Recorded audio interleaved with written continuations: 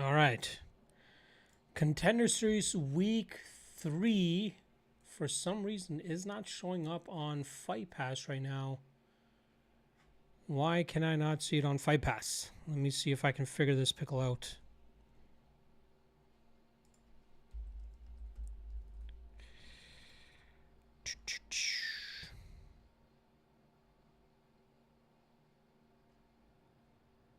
Uh,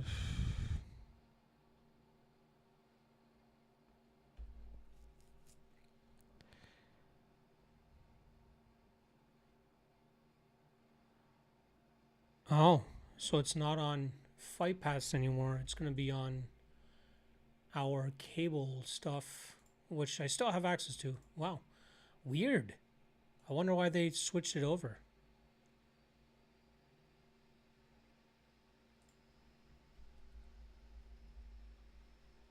Is the sound not working? Come on, sound.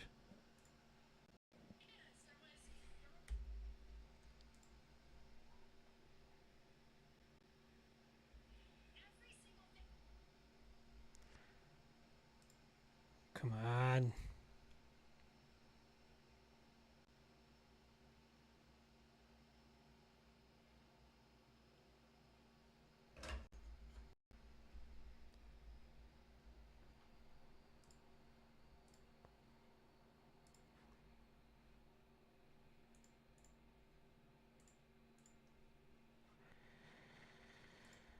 It's always great when things just slow down and we get technical difficulties. Thankfully, they take forever to start the fights anyway. Let me just get everything locked in a second here.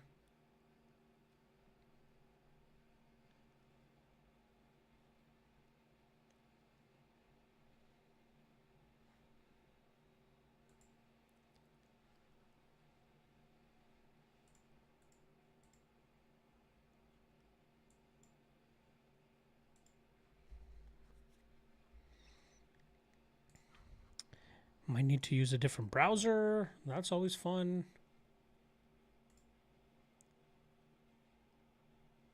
Oh. I will get to the live chat ASAP. Just give me 1 second, guys.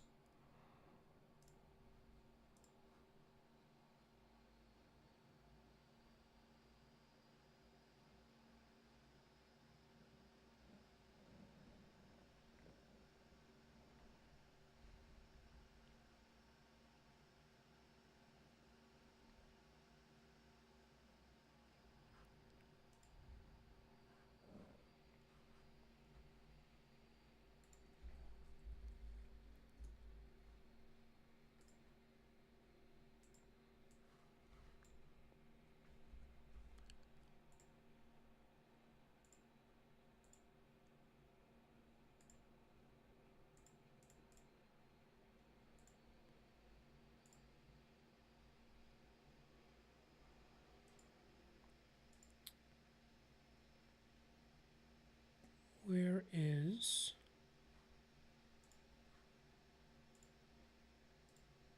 all of... Okay, here we go.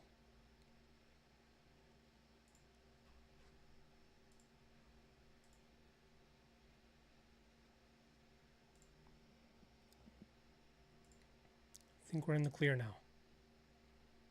Nope. What in the fuck is going on?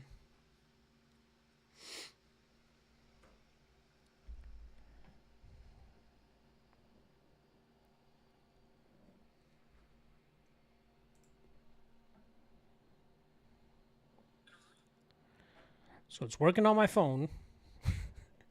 There's always fucking something. Always something.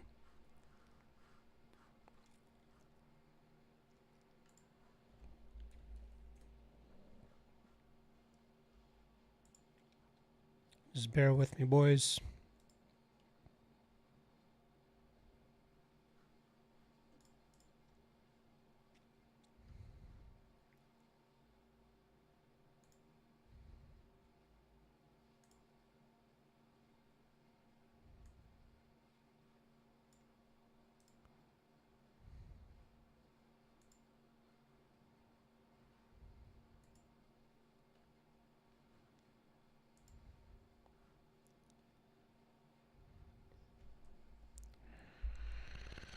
I don't want to have to use a third-party fucking site for this.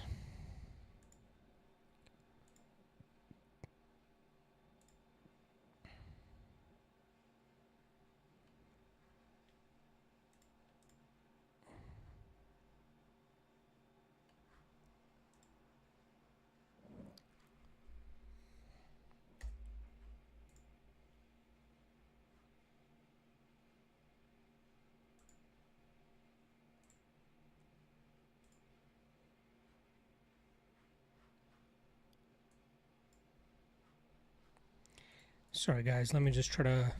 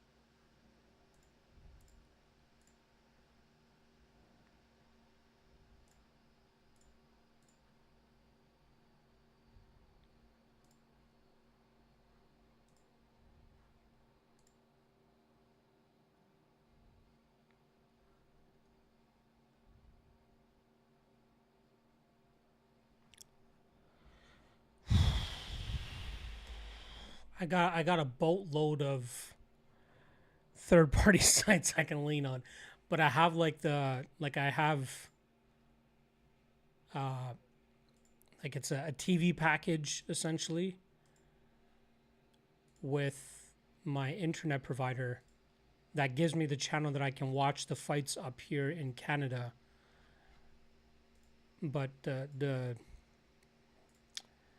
player or something is just spazzing on me. Fuck off right now.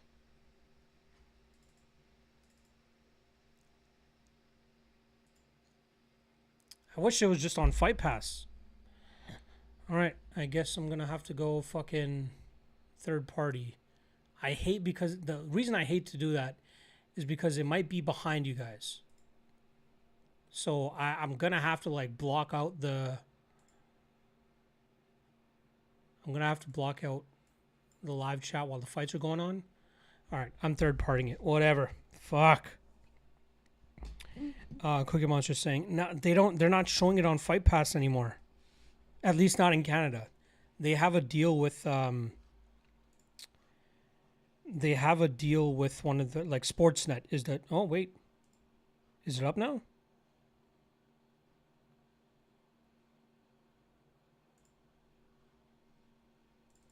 Oh, there is a stream on Fight Pass. But it's not working still.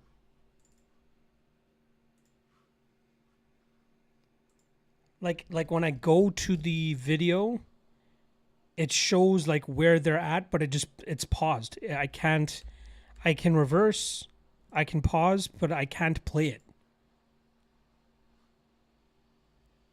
What is this bullshit?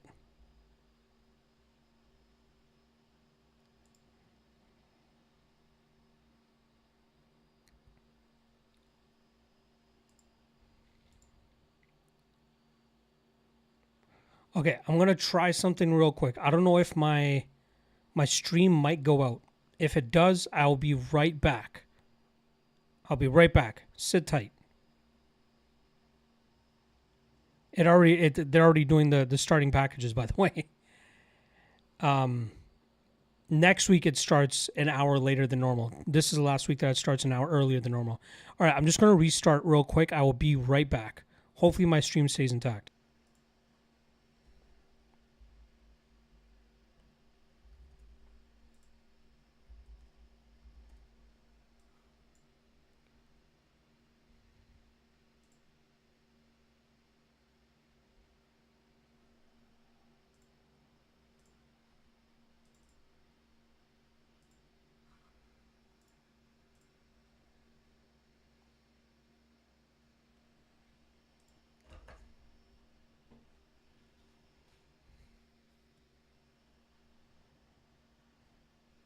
All right.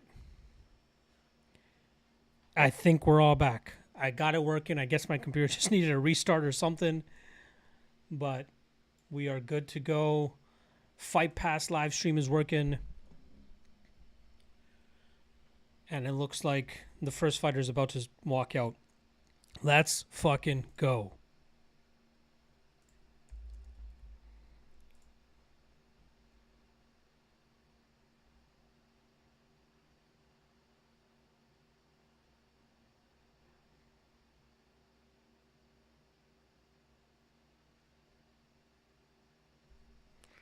Oh, wow. Tonight on Contender Series, fighters who win will now wait inside the cage after the final fight. A change from the usual chair setup as Dana White makes his contract decisions. Interesting.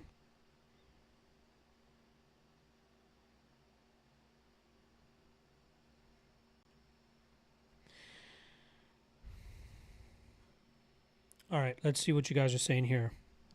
Tazo Shotadze, hopefully you're still in the chat here. What's going on? Nolty or KN. Did anyone's odds disappear? Some sites, once an event starts, they just take off all the odds, which kind of sucks. Ken saying, honestly, it seems to me there are zero lines to take this Dano. Yeah, it's not a great betting card to begin with. What do you think about the first fight to go under 1.5 rounds? I think, given how Petrozella fights, I don't hate that. I had odds at 11 this morning, then 2 p.m., nothing at all. Yeah, it looks like, again, I know they do it with LFA sometimes. I'm kind of surprised that they're doing it with Contender Series. But sometimes once the event starts, they'll just take all the odds off. Trying to find something near plus money, but all shit. It's not a great betting card, KN. Mullins in the chat. What's going on, brother? All my odds went down. Yeah. Dr. Danger in the chat. Thank you for stopping by. Hopefully you're still here. I got Clancy Jr. fight to start round 2 for plus 150 and nothing else. This card is disgusting. I think Clancy Jr. crushes this guy pretty quickly. I apologize, but I think this doesn't even last half a round. And Cookie Monster, yes, you're right. They did eventually put up the stream on Fight Pass, thank God. And yes, Kane, I will call out when the round time is going. Type of card where all my reads hit and I can't even get to it. There's no real odds to take advantage on this card, JR, anyway. Don't worry, brother. Rio saying lock with the cards like these where there's almost zero value. Is it best to just stay off? If you can find something you like enough from a prop standpoint, go for it. If not, again, just stay off. There's no need to force anything, right? There's always going to be fights. You don't need to force anything just to have action. Dr. Danger, odds showing on DK still. Man, I wish I could still use DK to ban me for winning too much. Damn. DK harsh. Instant in the chat. What's going on, man? Happy to see you in here. All right, Petrozella has stepped in the cage.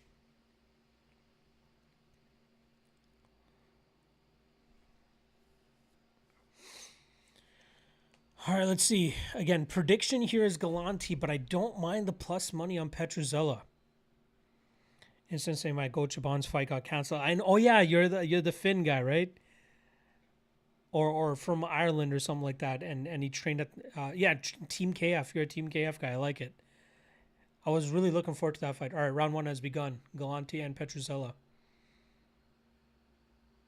Let's see who goes first.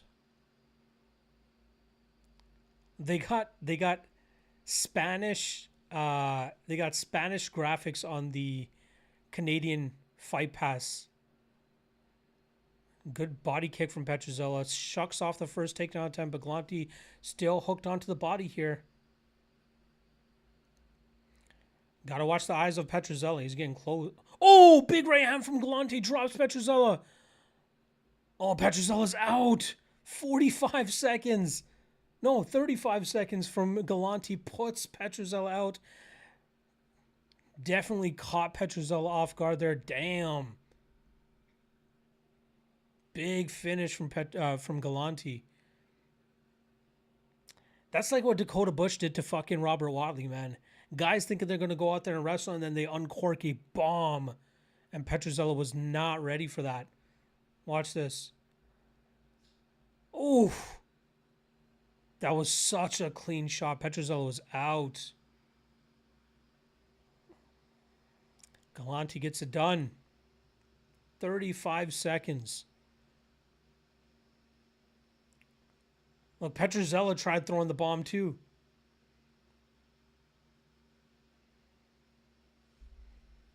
You see Kevin Vallejos in the corner of Petruzella.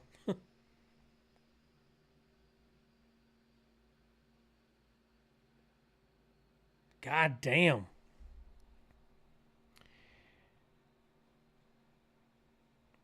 $100 on Nick sub LMAO. Oh, gone.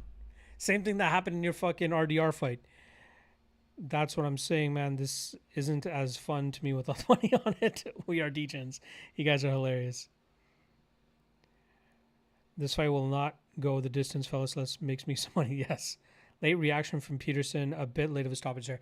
Yeah, I think it was a little bit late. I think he was trying to give Petruzella a chance to get back up. But, man, he ate too many big shots.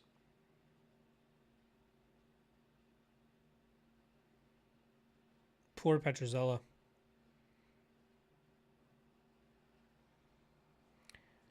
Galante won by knockout in 35 seconds.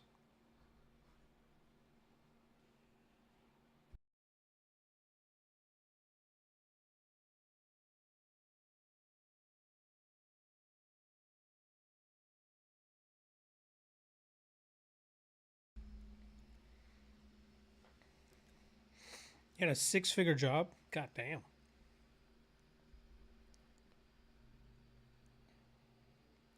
Hopefully there's not too much filler here.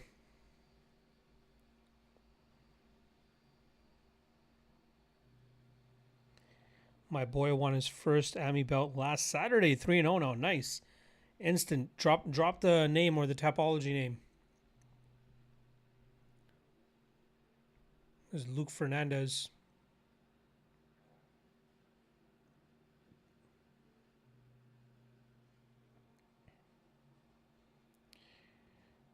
My parlay lives. Mr. Korean. What is your name? I don't know how to. I don't know what the. You know what? Let me put that through Google Translate, and see what it pulls out for your name. English or Korean to English. I believe it's Korean. Korean, right? City Ant. Dosi Gamey. Dosi Gamey. I'm gonna call you Dosi from now on. PSA: the promotion that guy fights for needs to be investigated. Oh, for sure. Samurai Fight House. You know, making all their videos private did not help. It clearly did not help him from that right hand or left hand, whatever it was, that put him clean out.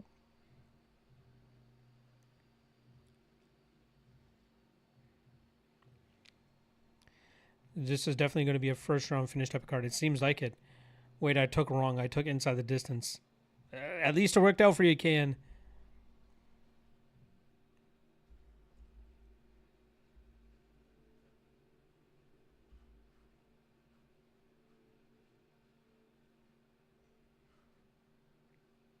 Yeah, how quick was Luke Fernandez's finish? I remember he had a complete like joke of an opponent. Remember Rafael Pergentino? 15 seconds, jab, right hook, ground punches. What's this Pergentino guy doing now? Pergentino lost in his following matchup back in November to Raimundo Costa, a guy who is now 7-1 and does not look like a fighter whatsoever.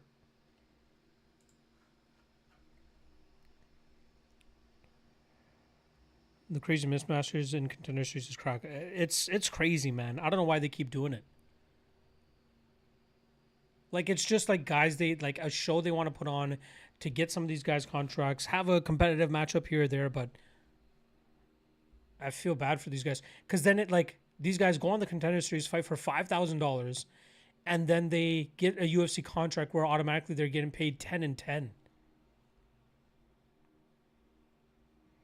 Miranda, don't get finished. We shall see. Cliff the Boss in the chat. Happy to see you in here.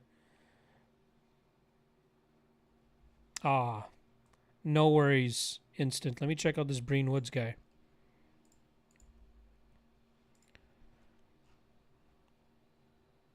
Breen Woods.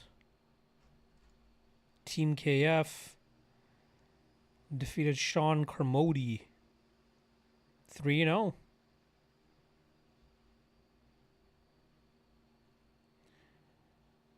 right, I'll keep my eye on him instant. KN saying it's just create a big name around these fighters getting first round finishes. Exactly. But also, again, this is content for Dana, right? Contender Series is an entity that they get money for. Paramount is paying money for Contender Series. So why not just get these guys that are hoping to make it to the UFC, get them to fight for cheap ass money? You know, you'll get the odd upset, and then that guy just gets into the UFC, gets crushed in 2 or 3 fights. They get another, warm body out there for these other fighters that they're trying to get wins. Whatever. Is what it is. They try to make the next Sugar, Sean, or Ulberg. Yeah. Instant saying took Uriel round 1 sub and Bellamir round 1 KO, but off value long shot says I got none else. Yeah. It's you got to get crafty with this one. You got to get crafty. Mickey Sharp in the chat saying I haven't seen a lot of Cage Warriors get a call. Shit's weird. Ain't no way that dude should have been on this card.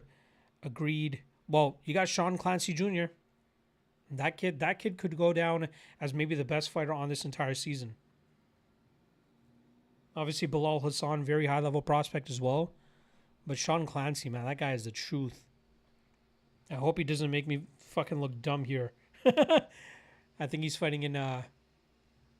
he's not this fight, he's the next fight. This next fight coming up, Ronald Humphrey versus Alexis Miranda. How Miranda is getting a shot on the Contender Series, I have no idea.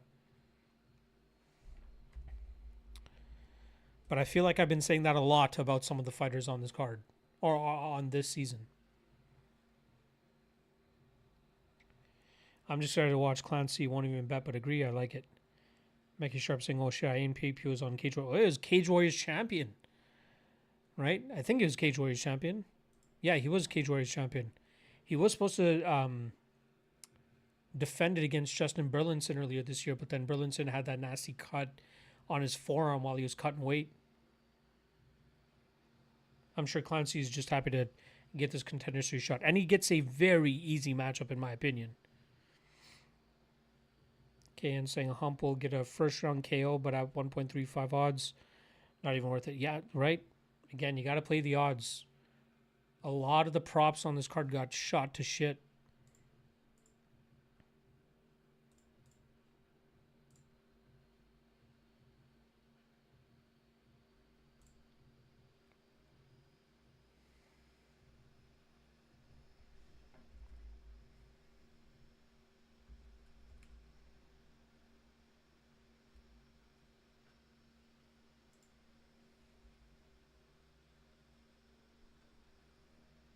Bellamir decision.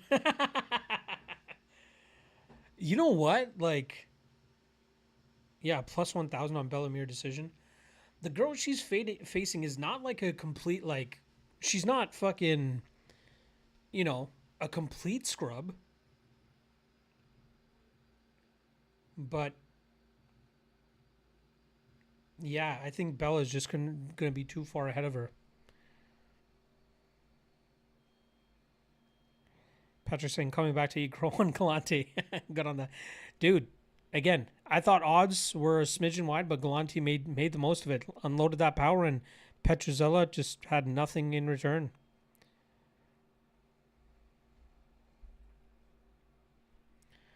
I hate the amount of fucking ads we keep getting for Garcia versus Ben. Every fucking week. Are they not selling tickets? What's happening? Why am I not getting ads for UFC 320, whatever the fuck is next?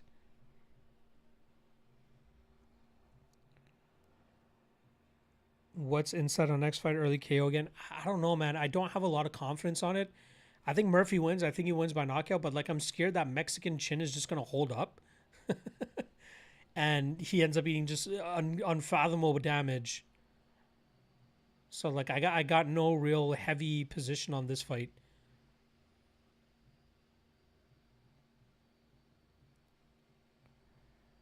I say round 1 KO odds aren't even worth it. Yeah, exactly. Manny's saying there's a huge skill gap in women's sports. Yeah. Okay.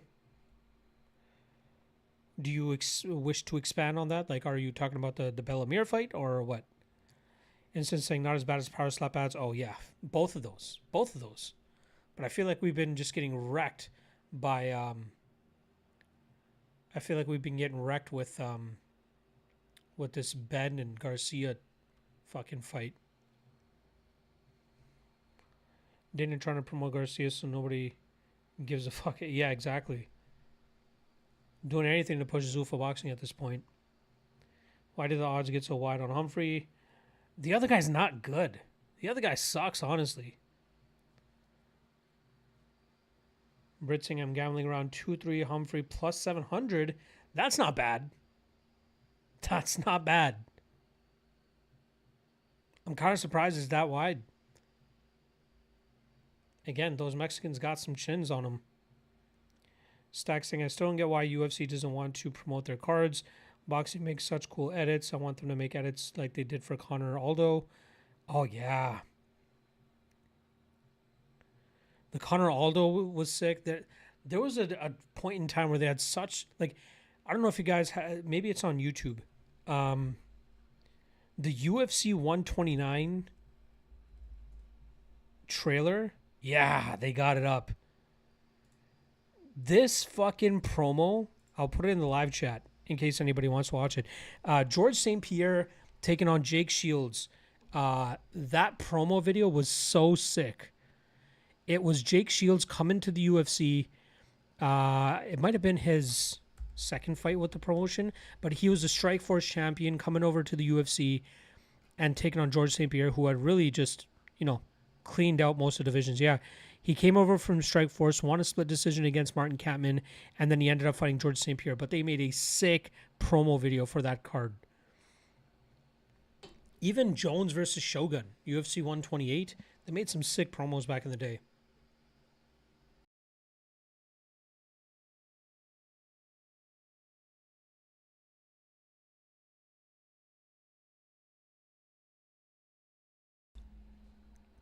I don't know why I'm hella thirsty today.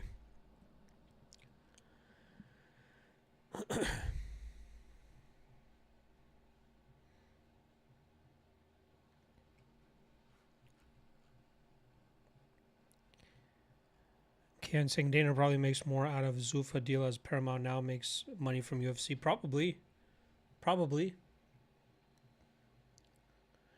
I'm sure it'll definitely be more lucrative and successful than Power Slap.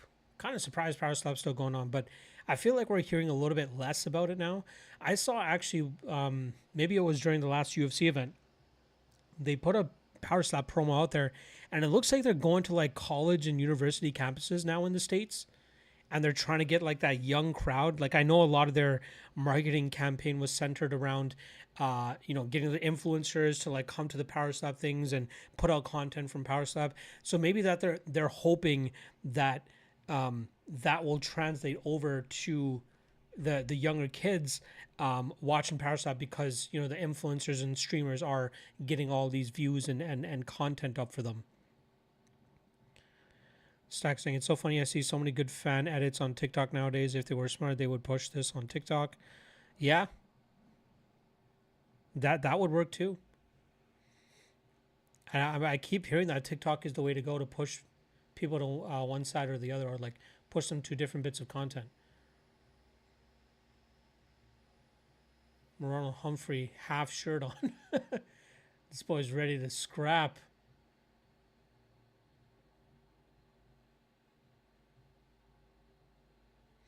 The one thing about Humphrey I'll say, though, I am a little hesitant that he's getting the shot too early.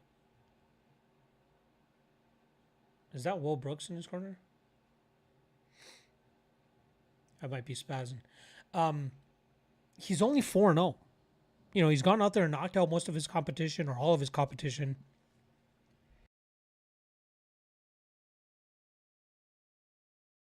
Excuse me. I'm scared it's a little bit too early for him to get to the UFC. Like, it might be too quick for him.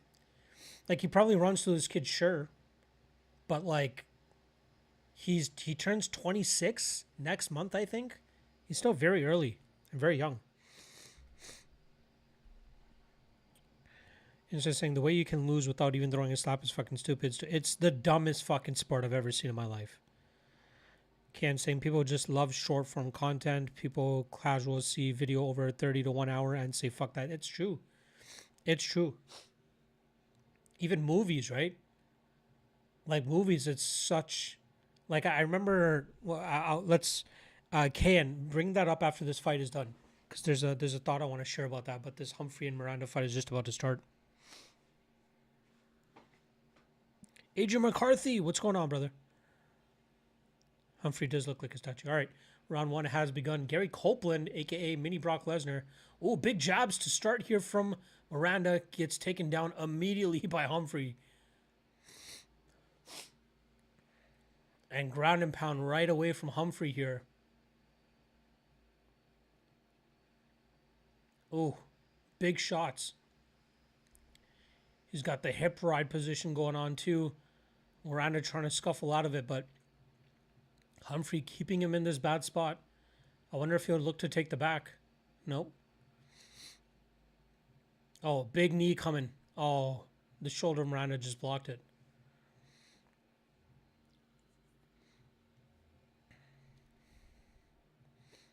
Oh, Miranda nearly grabbed the fence there, but it didn't end up mattering anyway.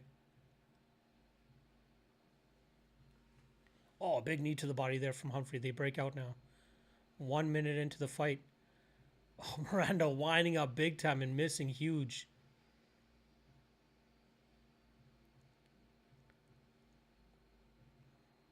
Miranda's game, though. He's trying to throw. He's trying to make something happen.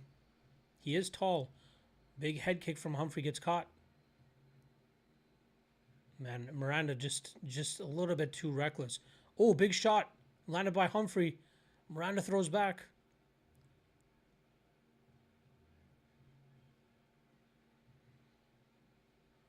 Oh, Miranda landing some body shots. Looks like he's trying to target the body as best as he can.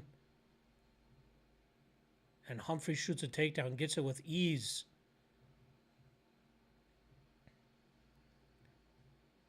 Miranda back to his feet. Big takedown again from Humphrey. Starting to land some ground and pound. Oh, big knee from Humphrey. Another big knee. Miranda's eating it. He shrugs it off. Oh, he throws some big shots in return. He's coming back. Humphrey still minding his P's and Q's, though. Staying disciplined, staying composed. Miranda just throwing so wild. If Humphrey just puts that 1-2 together to try to counter him. Oh, big jab puts Miranda on his butt. Humphrey coming through a big ground and pound now. Miranda somehow back to his feet. Elbows and knees land from Humphrey. But Miranda's still there. Oh, big elbow from Humphrey. Another big elbow. Miranda's feeling it now. Backpedaling. There's a cut. Oh, big right hand from Humphrey. Wobbles Miranda. Miranda's barely in this. Blood leaking down the right side of his face. Big takedown from Humphrey. Landing some big ground and pound again. Humphrey content to just ride the back and land ground and pound. I feel like if he just takes the back, he might be able to get the choke pretty easily.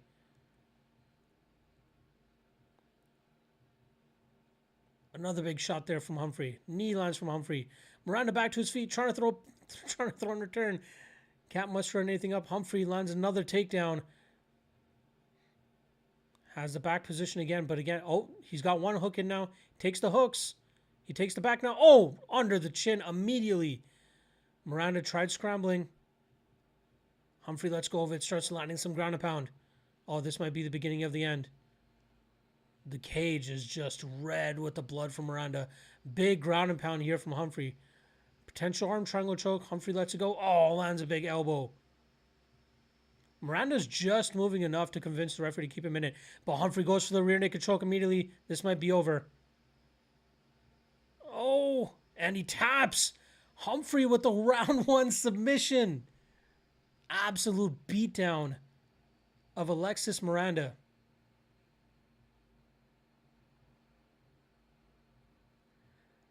RIP everybody that took Murphy by KO. Crazy. Crazy, crazy, crazy. I want to shout out my guy Britt. Yeah, I don't know if he's still in here, but he had mentioned the over half a round in this matchup, which was minus 155. That ends up hitting. I didn't end up pulling the trigger myself. I'm kind of kicking myself for that. I knew Miranda would stick around for a little bit, but didn't take advantage of that. And a submission win from Humphrey. What was the submission prop there? Humphrey by submission plus 550 plus 800. Crazy.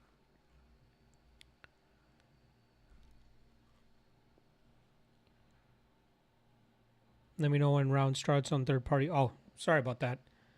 I'm not watching third party anymore, by the way. I'm watching on Fight Pass. About to make it 9 round 1 KOs in a row with no experience. Deep, then straight into UFC. Yeah. Is this the first fight? Got here late. No, this is the second fight. Nick Galante won by 35-second first round KO in the first fight. Miranda is tough, but he has pillow fists. Yeah, he is not good. Tazo in the chat saying I replaced Humphrey first round finish with him by KO. The ref could have stopped the fight. Yeah. Sorry, Tazo. Via's sub is crazy, right? Miranda had a bag on him sub. Yeah, it seems like it. Absolutely killed him. Good night, Instant. Thank you for stopping by.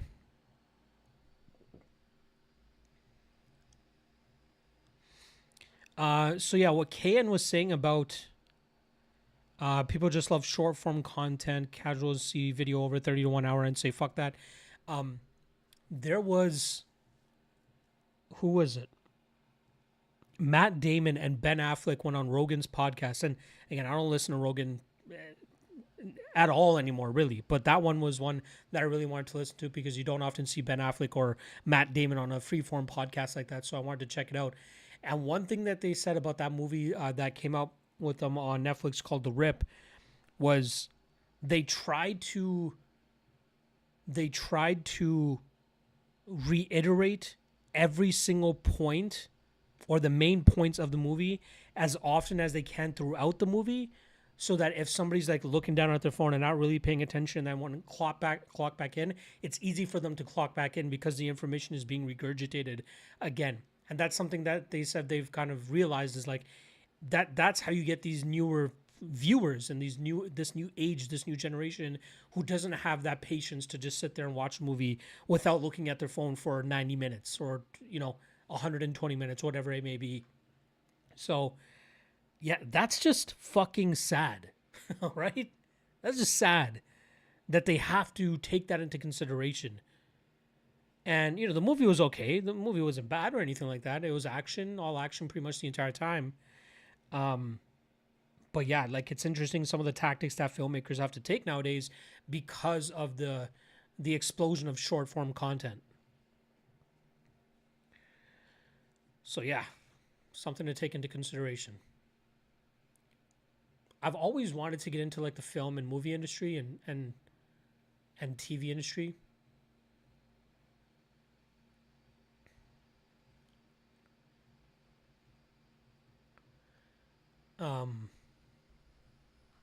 But yeah, might be too late at this point. I'll just stick to my Letterboxd, which I've kind of been neglecting lately, but I got to get back on Letterboxd and start dropping my reviews. Cheers for dropping the Shanghai breakdown. No worries, Adrian. Again, it's always going to be Tuesdays while the Contender Series is on. Yeah.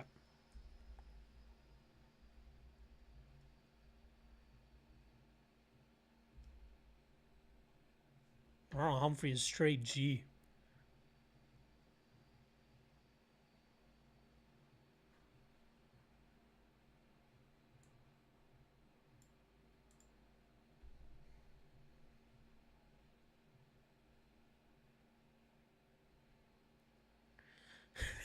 Ronald Humphrey is such a G.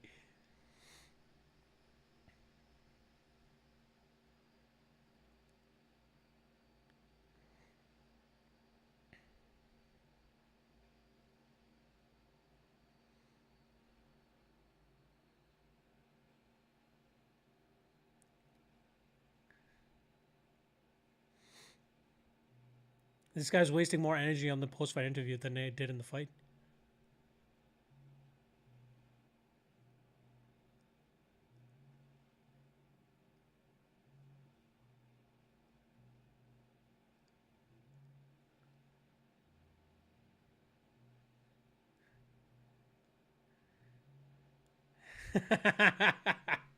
I love his fucking enthusiasm.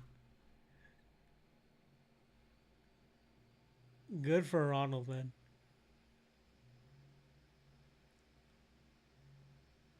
Good for him, man. I can't wait to see him fight. Can't wait to see him fight.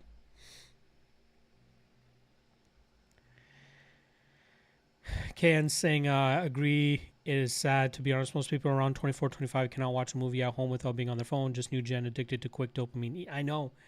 I know. Like, I'm guilty of it every now and then, but like, if it's something that I really want to watch, I'll put my shit to the side. And like, the only time I'll look over is if I need to know what time it is. Like, I start watching Lanterns. That's a great freaking show. 2 episodes into that. I started watching Silo a few weeks ago. I'm like 4 or 5 episodes into that. Movies, I'm still trying to like get around to watching some of them. But yeah, I try to lock in. Like, one thing I took a film class back in high school, and I still remember a lot of the stuff to this day. Uh, Everything in a movie and TV show is intentional, from the placement of things to the camera angle of certain things to, you know, the whatever's happening in the background, that has a meaning. The lights have meanings. So like, I always try to clock in and lock in like that and see what it's all about. Letterbox is dope. I've been posting reviews up there. Nice. Okay, and drop me your on Instagram. Drop me your account there. I'll drop you mine as well. Mine. Actually, let me see if I can even remember mine. I have, yeah, I only have 4 movies on there that I actually rated. I rated The Long Walk. I gave that 2.5 stars. Spider-Man Across the Spider-Verse, 4 stars. One Battle After Another, 4.5 stars. And then the first Naked Gun. Never watched the Naked Gun, so I decided to give that a go. I gave that 2.5 stars.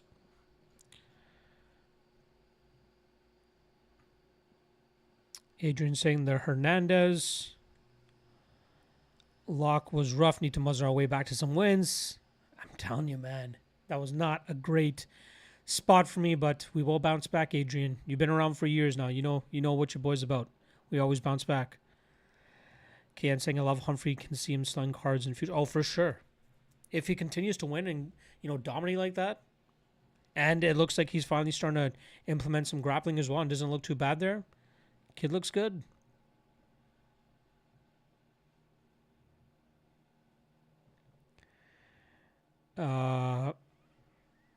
Just ordered Stack saying I just ordered Firehouse. Also, how is the show Lanterns? Is it worth the watch? Absolutely worth it. If you watched True Detectives season 1, the director of Lanterns, or the showrunner, I think it was the showrunner, he goes, we wanted to take inspiration from season 1 of True Detectives, which was the one with Matthew McConaughey and Woody Harrelson, and you can definitely feel it. Like, there is a True Detective feel to it, and I love it. Very cool.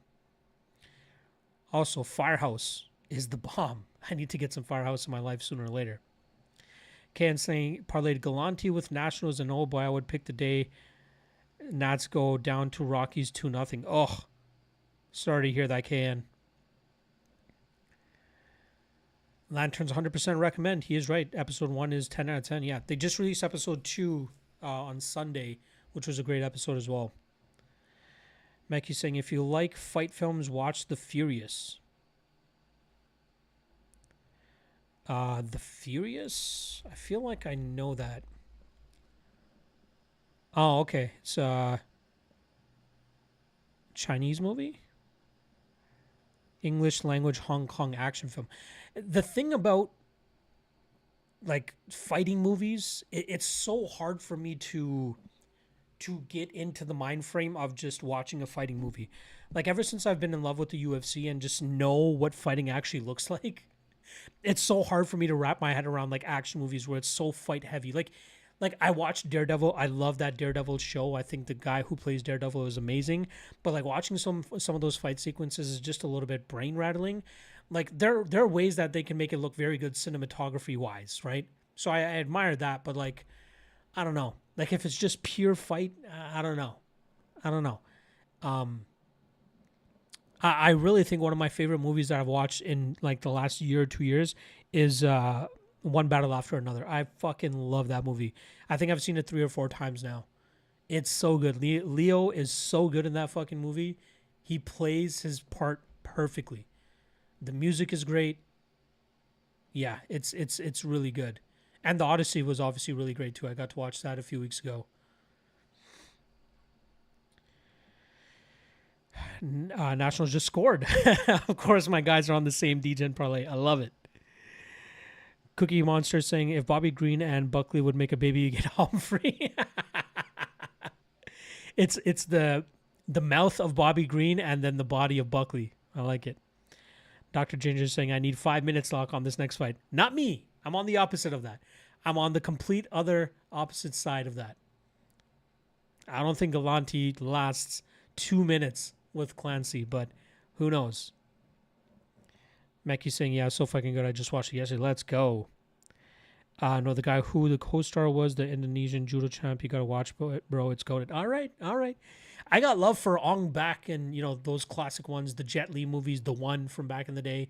Like, I grew up on this shit. That's what I really liked. But again, as I got older and started to get into the UFC more, it was hard for me to get into these fighting movies. But I'll definitely keep an eye out for the Furies. Let me see if it's available on anything I have access to. It doesn't look like it's on any of the streaming services. Oh, it just came out 2 months ago. Okay. I'm sure it'll pop up on one of my streaming services, and when it does, I'll definitely check it out.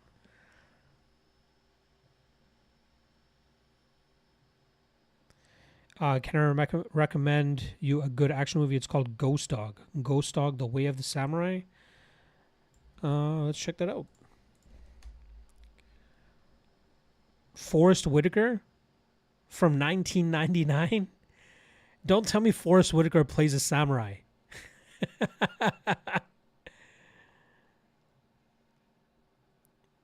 Okay. 7.5 stars on IMDb, 84% on Rotten Tomato. Okay, okay. I can't imagine Forrest Whitaker in that type of role, though. God damn. KN saying if you want movies from this and last year, I recommend Project Hail Mary. Watch that. That was great. Marty Supreme, watch that. I like that. There was another Dune. The Dune movies, I fucking love. Dune 2 specifically, fucking love that movie. So good. Marty Supreme was good too. Obsession, I'm waiting for that to come out on streaming and then I'm going to watch it, but I definitely want to watch that. Odyssey, obviously watched that. One Battle After Another was amazing as well. I love One Battle After Another. What was I going to say? For my TV show buffs, make sure you check out Widow's Bay. Widow's Bay might be show of the year so far. The ability to wrap comedy and horror together, more comedy than horror, but like just amazing. The actors are perfectly casted. The writing is top notch. Such a great fucking show. It's on Apple TV. Check that out. I think they are doing a season 2, but season 1 so fucking good. Apple TV is just crushing it with TV shows. Severance should be back next year. Silo I'm watching right now. That's been great the first couple episodes. They've got a lot of good shows, but Widow's Bay probably takes the cake this year. Widow's Bay is on Apple TV. It's so good.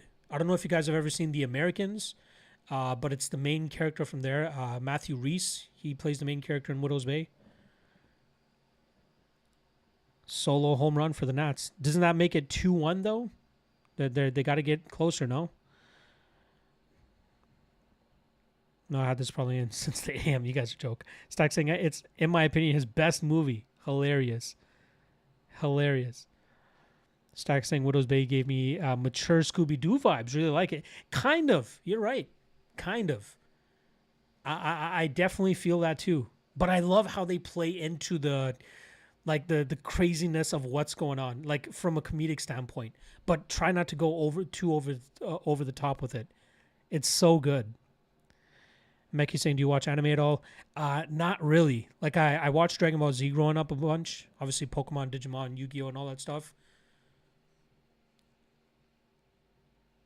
Um, but I'm actually currently rewatching Dragon Ball Z. I realized that I never finished the Boo Saga as a kid, so I'm like near the ending of the Boo Saga right now. So I'm gonna get through that, and then I'm gonna work through like the newer episodes and shows that they got, Dragon Ball Super and all the newer stuff that they got there. Yanni tossing out his third minus 600 line of the night. Of course he is. Crazy lineup for movies in December. Dune Part 3 and Avengers Doomsday on the same day. I'm going to do my best to watch them both on the same day, but I definitely want to watch Dune Part 3 in IMAX. Ryan Thomas in the chat. Happy to see you in here. Apple TV has great shows all around. Them and HBO carry for sure. I even like the morning show, the Jennifer Aniston, Steve Carell show. I really like that as well. I've been watching that. I think the last season's coming out soon. All right, tail of the tape now. Let's get back to some MMA talk here. Gary Belletto, Sean Clancy Jr. Look at that. What is that? 5-inch height advantage, 2-inch reach advantage. Oh, I'm so excited for this one. Let's go, Clancy. Clancy, sub. Round 1 has begun.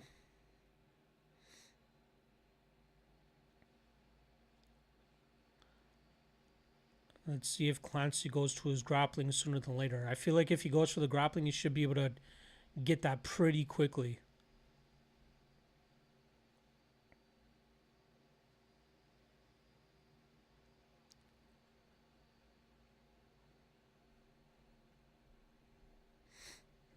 Doesn't look like he's wanting to shoot too quickly here. Kind of surprised. Oh, big body kick from Clancy.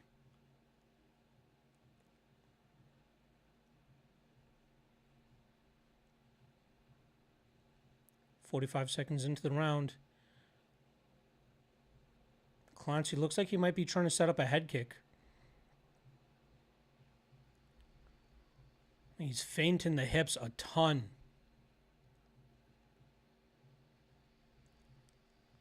Kind of surprised he's not being a little bit more aggressive here. Another body kick from Clancy. Tries going for the left hook, just misses. Head kick there from Clancy. Belletto eats it.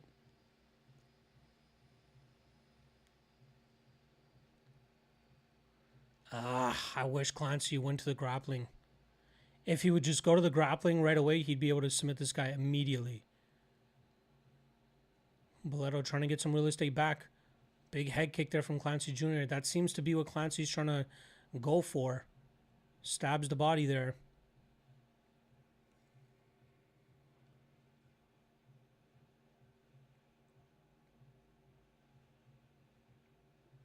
Oh, sneaky left hook there from Clancy. May have wobbled Belletto a little bit. Oh, big right hand from Clancy.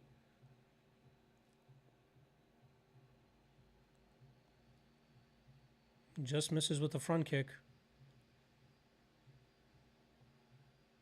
Oh. Knee to the body there from Clancy. It looks like he is not bothering with grappling whatsoever, which I think is a very bad idea.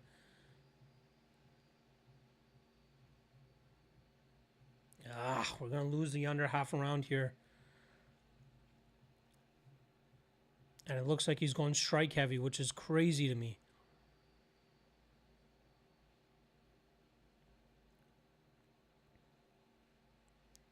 He's going strictly striking. This is crazy.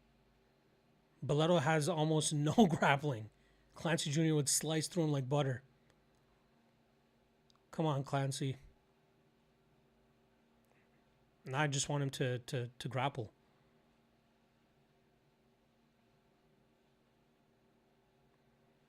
He's throwing heat in everything, and Belletto's just inching out of the way. Another big body kick there from Clancy.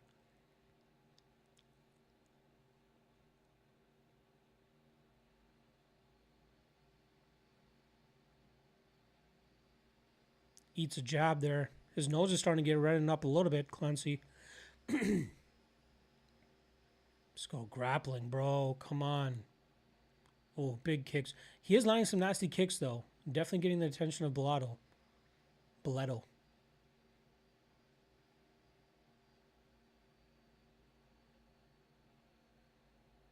Keep stabbing the body of Bellato. He might be able to get a body shot finish if he just keeps going to the body, but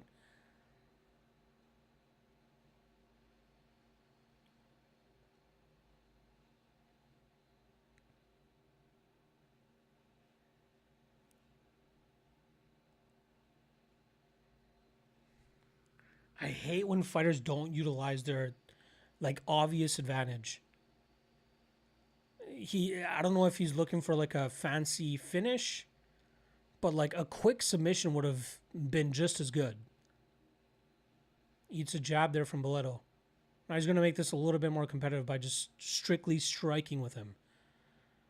I have no doubt he'll still win this type of matchup, but like insane. 30 seconds left in the round.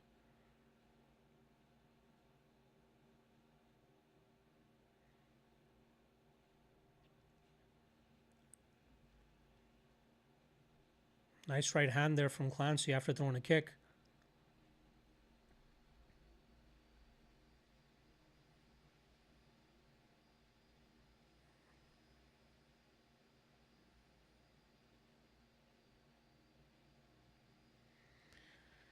Round one done. What are you doing, Clancy? What are you doing? Clancy's like, he is so much bigger. He would smash this guy on the mat right now. Bro, pants. Yeah, it seems like it. Bellato isn't doing anything. I agree. Cash is around 2-star. Clancy starts slowing. I was banking on again. Good shit, Dr. Danger. I really felt like with the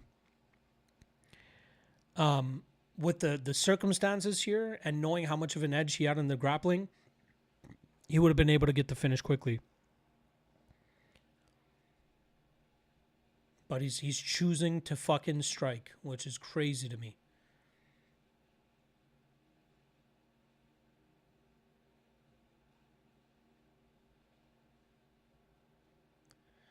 All right, round two just about to kick off here. Let's see if he goes to the grappling now.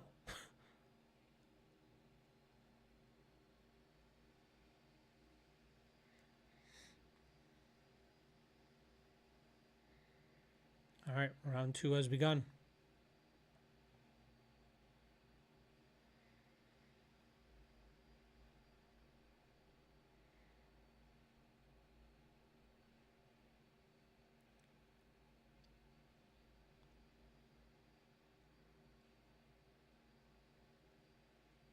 There we go. Finally takedown from Clancy. Gets put into a guillotine, but I think it's something easy you'll be able to get out of. He might be able to pull off another Von Flue here if he wants. If he doesn't finish Bellato on the ground here, I might have just overhyped Clancy.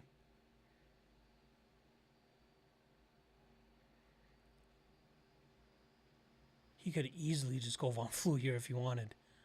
I feel like he'd have it in his wheelhouse as well. Here we go. Von Flue coming. This is a wrap. Oh, didn't commit to it. Might be taking the full mount. Nope. Bellato survives.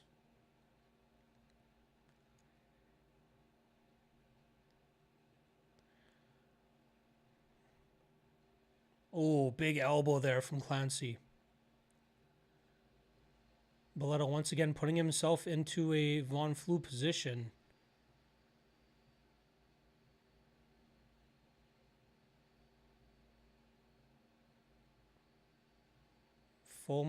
Half guard here from Clancy now and takes the full mount immediately.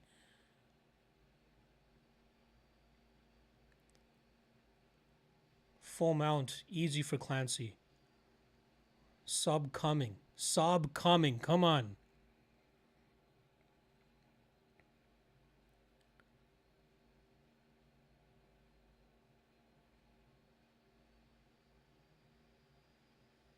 Oh, big elbows here from Clancy. Forcing Bellato to give up his back a little bit here. Gets back onto his back. Solid ground and pound here from Clancy. Clancy's just trying to... Oh, rear naked choke. Oh, almost had it. Oh, nasty elbow again.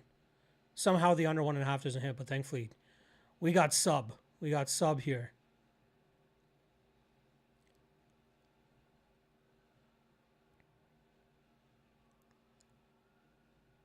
Wow.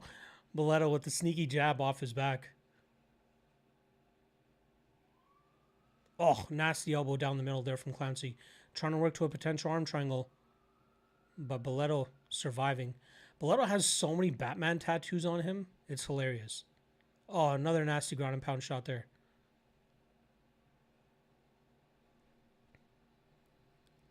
Oh, another nasty elbow. Yep, somebody's calling an ambulance for Boleto in a second here. Oh, nasty elbows.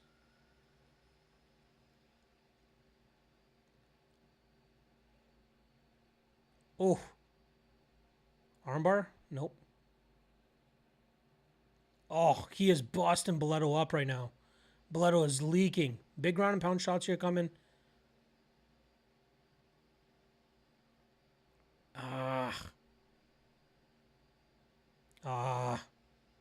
We're not going to get the sub.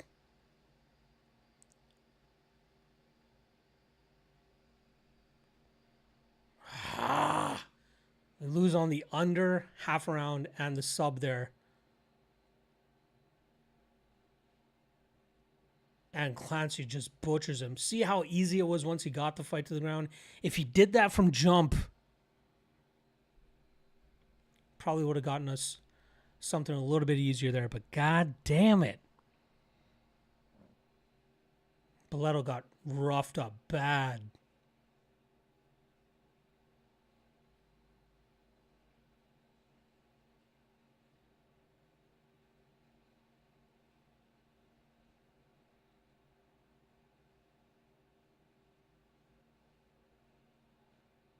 How many cuts did Boleto get on his face?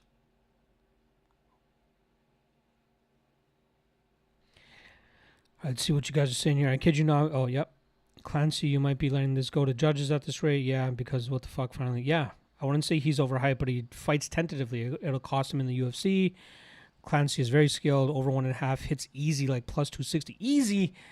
Again, Clancy made that a lot harder than he should have. Cookie saying stop the fight, Peterson. Yeah, I can smell all the alcohol cigarettes from here. I love it. So when Clancy round 2, like my heart told me to. Ugh.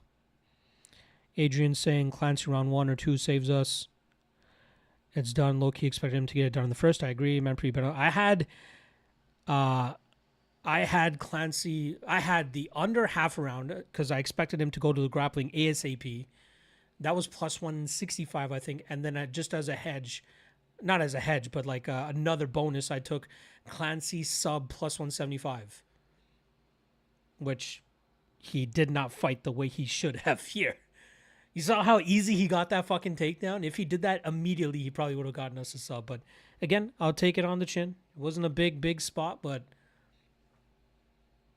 horrible decision making there from Clancy, making that go longer than it should have.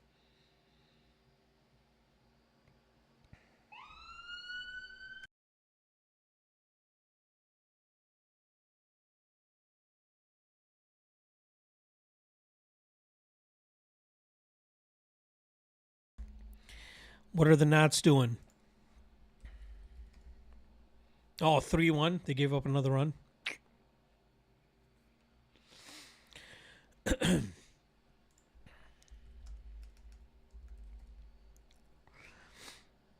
How about the Jays tied up with the Royals? God damn. This whole card isn't a big spot, but next week's Contender Series looks to be a good one. Haven't looked into next week's yet. He won by TKO. I had sub.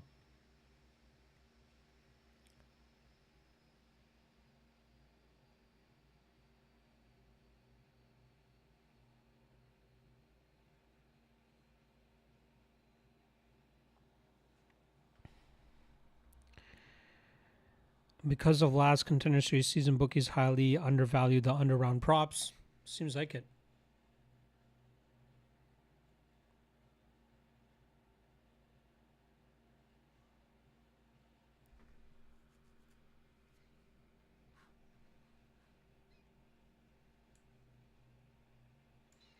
Let's see what the post-fight interview says here.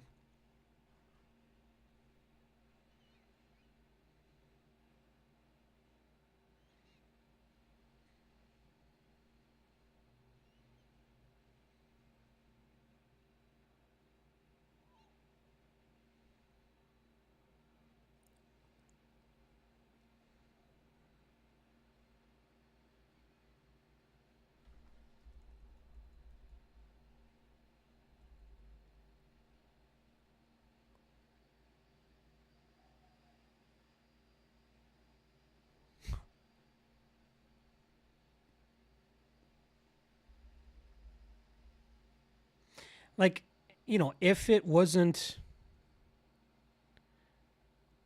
for my play on the sub and under, I'd be a little bit more impressed, right? Like the guy went out there and dominated. He wasn't really in any trouble. Still looks like a great prospect, but man, could have made this so much easier.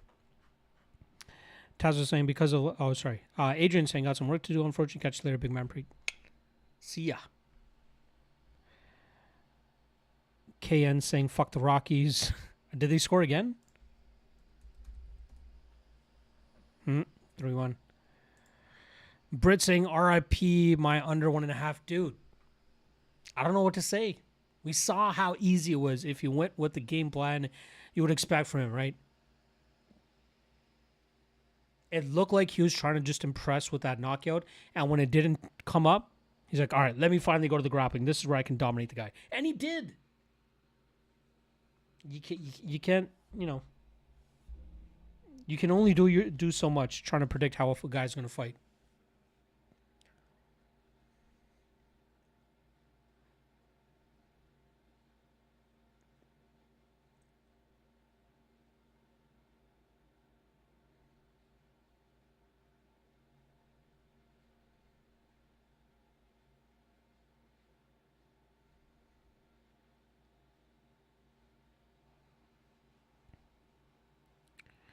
Nats are usually clutch.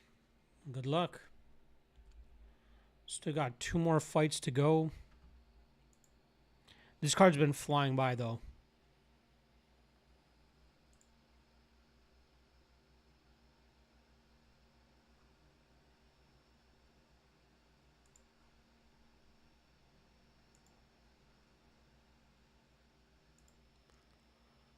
Piazon about to get in the cage.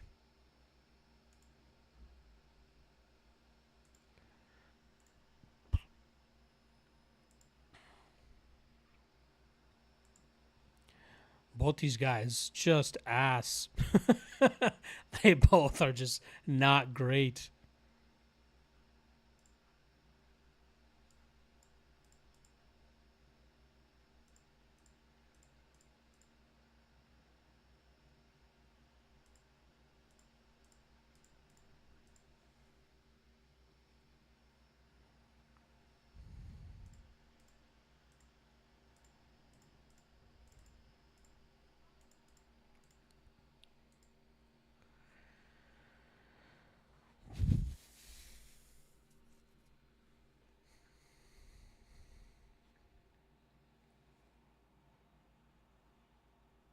Thank God I missed that fight. What's the move now? Well, I'm going Piazon. Again, I got him at a pretty decent number. Let's see what the odds are now.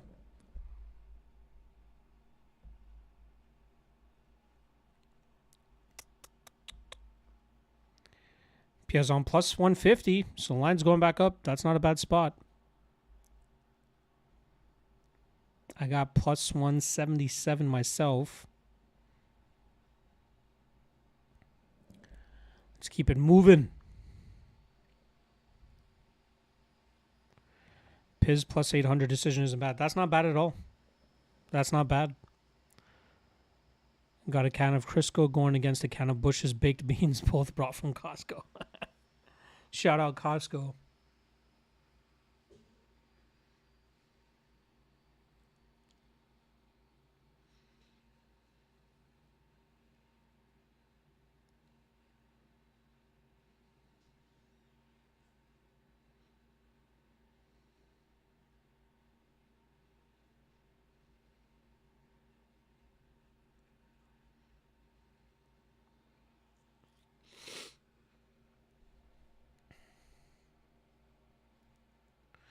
This guy has a hear no evil, speak no evil, see no evil tattoo on his chest.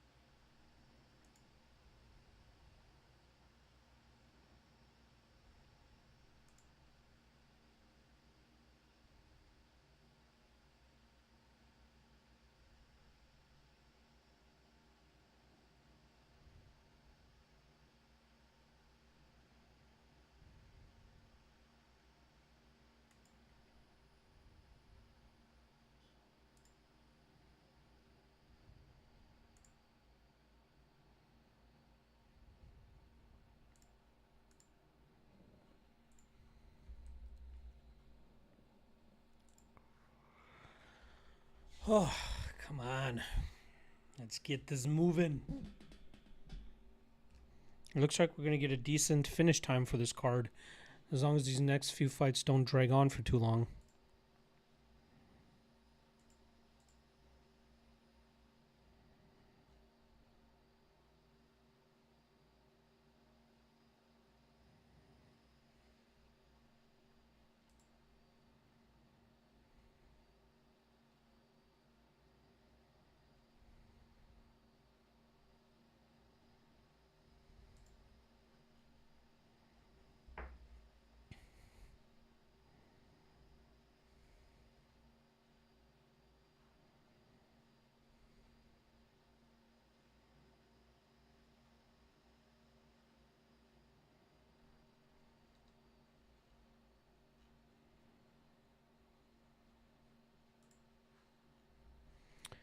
Some serious degeneration going on in here betting on this next fight.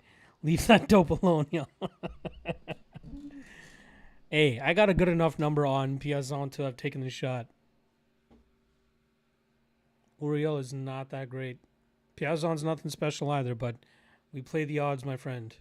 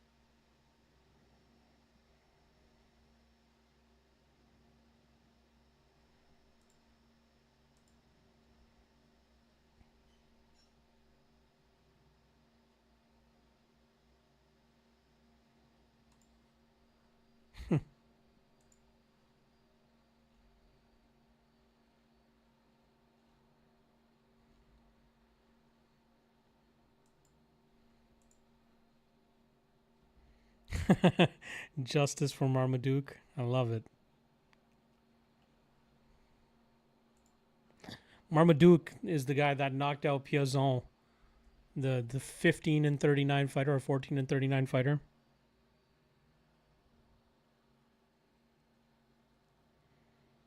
You said that and I cashed on my parlay and I switched to Piazon because I did no research. I'm such a degenerate. Ugh, good luck, man.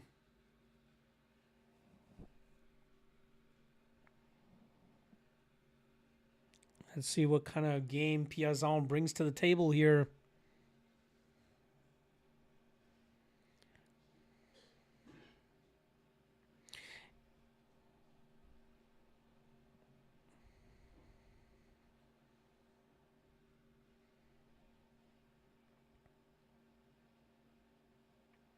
And once again, they've blurred out, or at least muted what Yanni has for this fight. Let me know what you guys hear Yanni is on.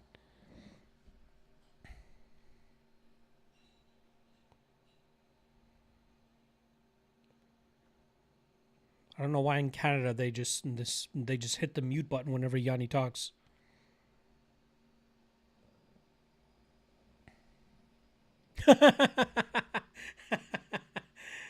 The fucking UFC security guard thought Piazon was high-fiving him, but he was just trying to touch the top of the cage. That's hilarious.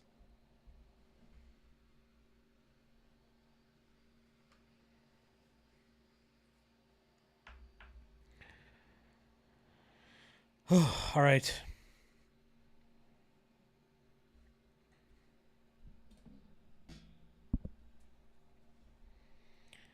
Round 1.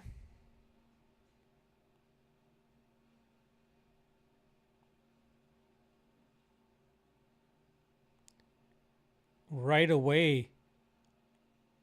Piazon in on a takedown. Better watch his neck, though. 10 seconds into the round already.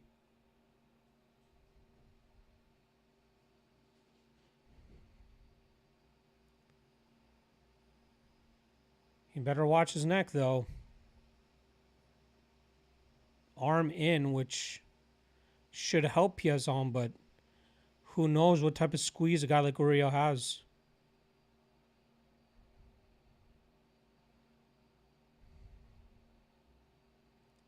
This might be getting tighter now. This would be a way for Piazon to lose. God damn. Oh, big squeeze here from Uriel. And he taps. 49 seconds. Holy dog shit garbage. Are you kidding me?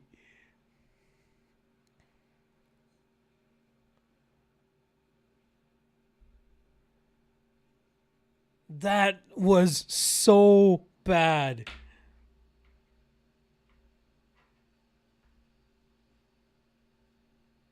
What the fuck was Piazon doing there?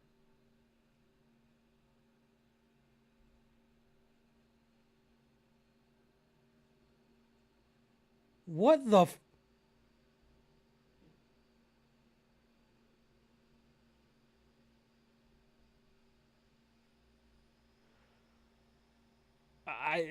yes, Dr. Danger.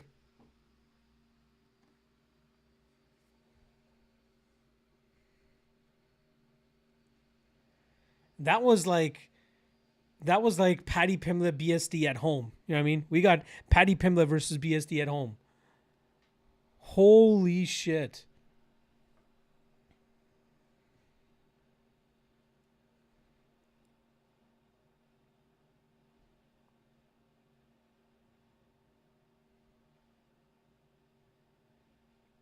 That dude better retire from mixed martial arts. That was the saddest shit I've ever seen in my life.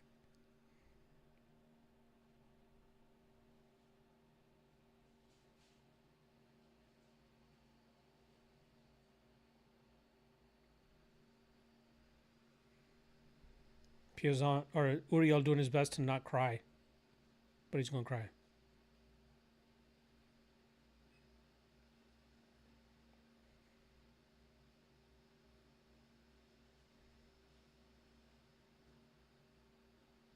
That is horrible, dude.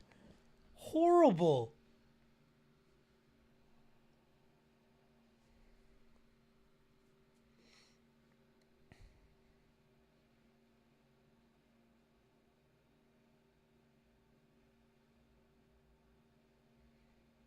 I'm fucking speechless, bro. I am speechless. This is crazy. Let me shoot myself into a guillotine and try to do nothing to even stop that. Again, mismatch is going crazy this season. Again, I don't even think it was a mismatch. I think it was perfectly matched. I just thought one guy was just a... I hate using the R word. I'm not going to use the R word, but he's a complete fucking idiot. What are you saying, dude?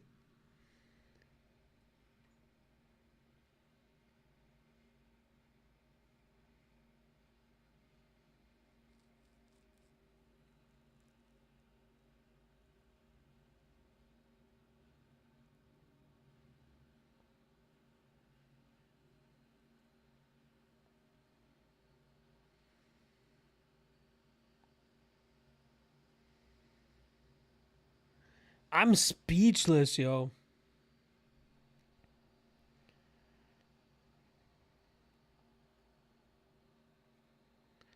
The dude that got slept on his back was way worse. Which one was that?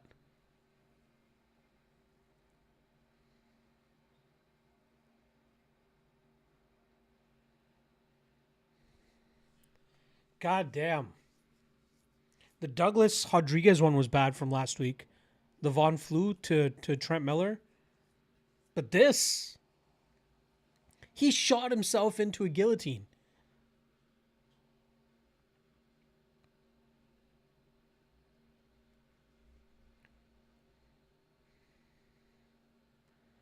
Piazon is never going to get another shot.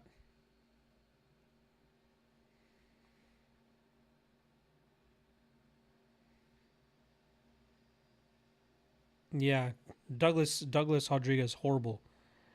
Would have at least liked to sweat on a confident dog, right? You can't fucking guess that your dog is going to shoot himself into a guillotine and just give up the tap. Like, ugh. Like, I know this is a life-changing moment for these fighters that are winning, but like, insane. I just don't even know what to say. I got nothing to say. Nothing to say. Yeah, Memphis Snuggler. Anybody off the street could have done that good.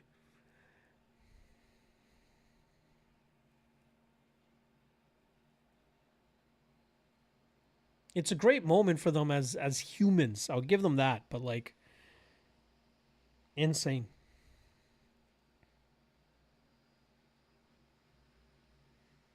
I want to hear the good question from Laura. When did you know you had it?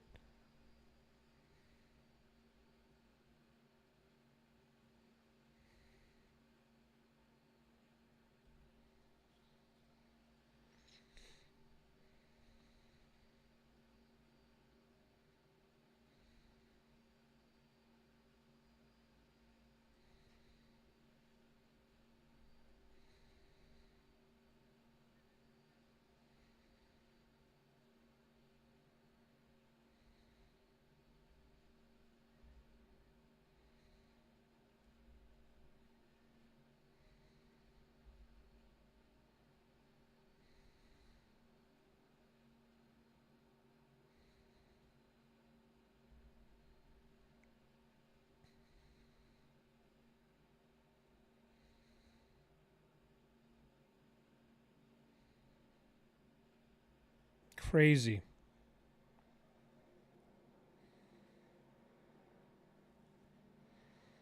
Meki's saying this is perfect. That's a type of choke you have to go to sleep and not tap because the oral loss is insurmountable. Exactly. Fuck exactly, dude. Cliff saying usually every dog I have gives a good fight at least to push to a round 3 or decision. 40 seconds, smack my head. Right? Insane. KN saying well, so again, yeah, 3-for-3 contracts. Has there only been 3 fights? I swear that was 4.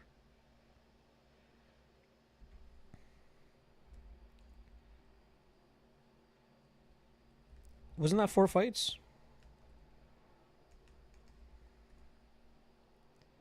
Yeah, that was 4 fights. Galante's going to get a contract. Humphrey's going to get a contract. Clancy's more than likely going to get a contract. Uriel gets a contract. And now we just got Bellemere left. Yeah, my bad. 4 out of 4. Gary's saying I cannot predict Contender for the life of me. Well, this week I feel like I've done well on predictions. 1, 2, 3, 3-1.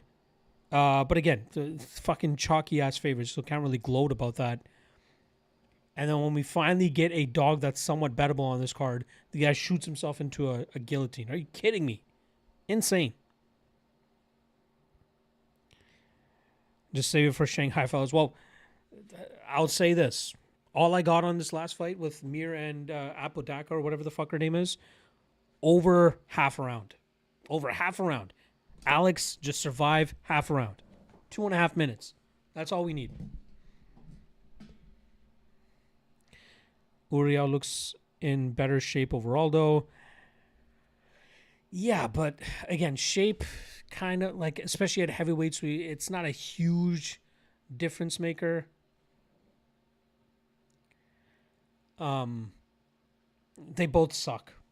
No matter who ended up getting the contract between those two, they're both going to get wrecked in the UFC.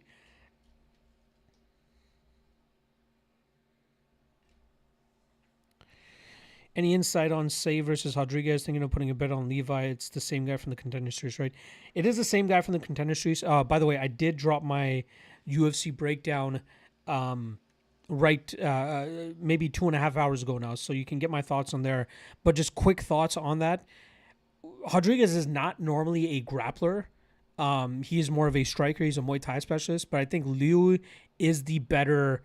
Louis is the better striker. He's the better kickboxer, more decorated background. Definitely has the chops to go out there and knock Rodriguez out. The question becomes, will Rodriguez look to grapple? Because if he looks to grapple, he could have success. The issue is he doesn't normally utilize grappling. So guys that try to go into fights utilizing a style that they don't normally utilize, you kind of expect them to be very successful with that style. It's possible he could be.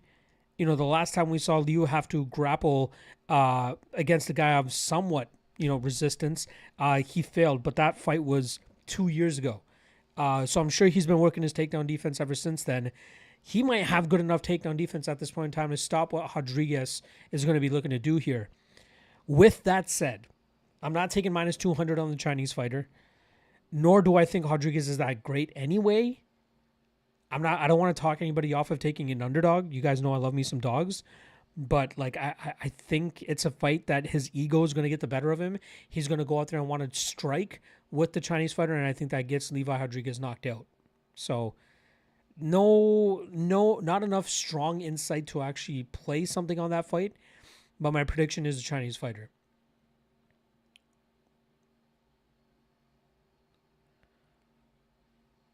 Dr. Danger saying, I'm talking about from his past form. He looks in better shape from what he looked like before. Got you. Let's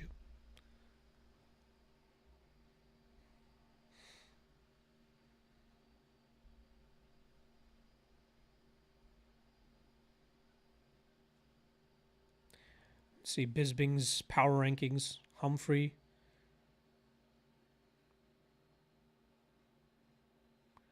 Sean Clancy, yep. Nick Galante, number 3. Uriel, definitely number 4.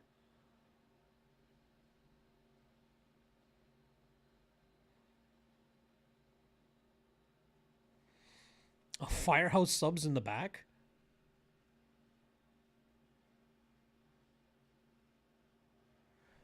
I swear somebody in the live chat just said they ordered Firehouse as well.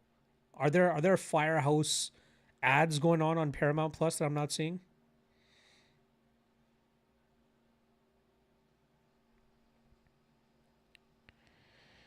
Dr. Ginger saying I'm talking. Oh yeah, sorry. Domi saying Chinese heavyweights have 0 grappling. Thanks for your insight. Yeah. Again, I think he's been working on it. He must have been working on it since that fight that he lost. But again, Rodriguez not primarily a grappler. Not saying he can't go out there and do it, but I don't trust him enough to do it. But I'm passing on that fight. I don't think I'll play anything on that fight. Stack saying it was me. 50% off on DoorDash. Ah, gotcha. It's hilarious that they have it on. It looks like they had it for the fighters there too.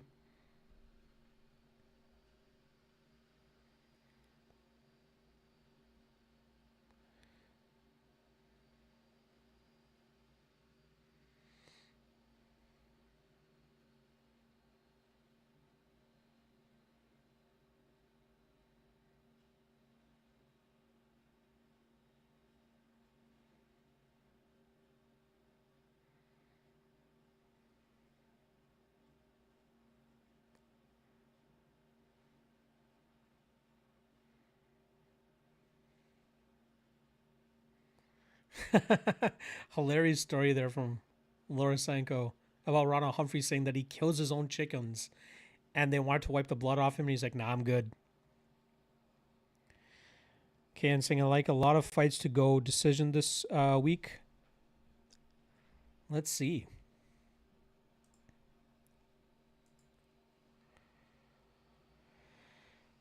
Let me count how many UFC Shanghai fights I've gone the distance. 1, 2, 3, 4, 5, 6. I got 6 of the, 13 fights? 1, 2, 3, 4, 5, 6, 7, 8, 9, 10, 11, 12, 13. Yeah, I got 6 of the 13 fights predicted going the distance.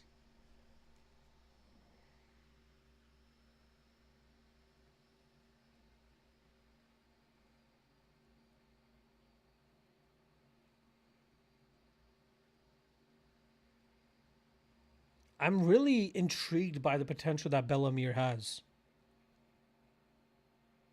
You know, I feel like Frank Mir is the perfect dad to like a badass chick like this. Frank Mir looking old, goddamn.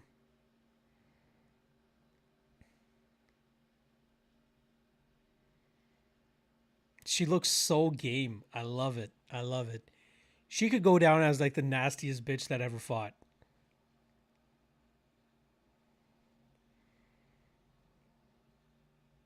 Stack saying, imagine Mir gets fraud checked. Oof.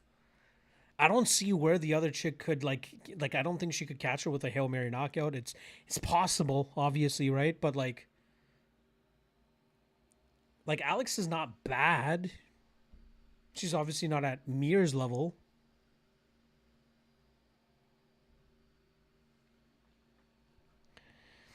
Ken saying I got 7 to go to decision. In other words, I expect not a repeat of first round KOs and KOs like last weekend. Yeah, that was crazy.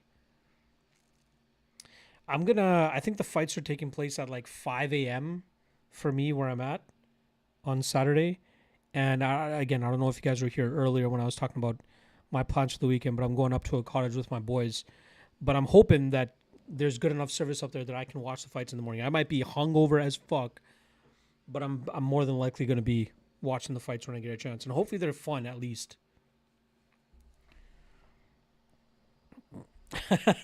Nats are still in play. Let's see. 3-1 still for the Rockies. Bottom of the 6th. Oof.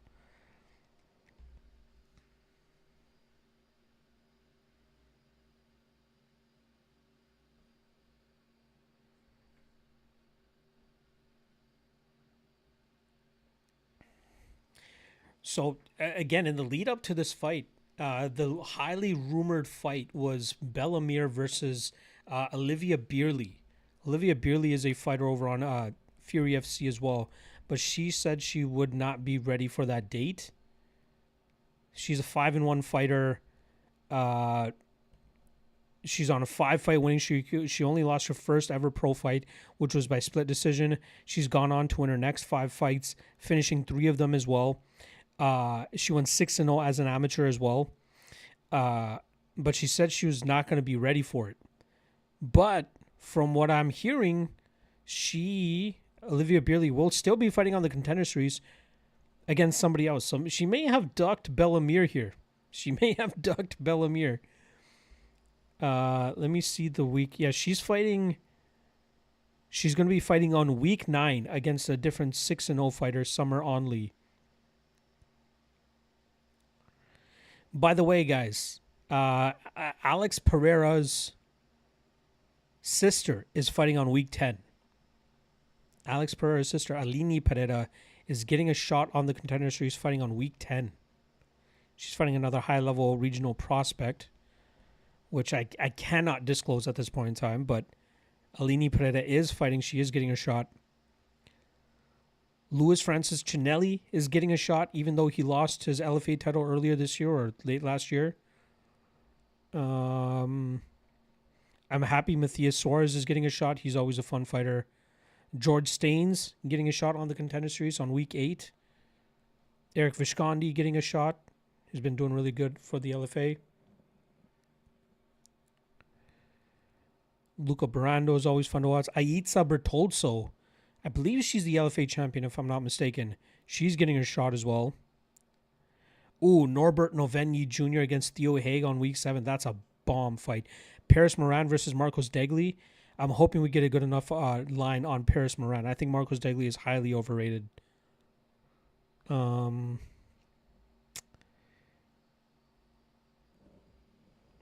many other names that are jumping off to me. Oh, Juan El Kwan. I'm glad that he's getting a shot. He came up short against fuck. I forgot who he lost to, but he had a war last season. Adam Darby getting a shot. Tall, lanky Irishman. Liam McCracken. Always been big on him. Next week's fights look fun. Brandon Holmes getting another shot.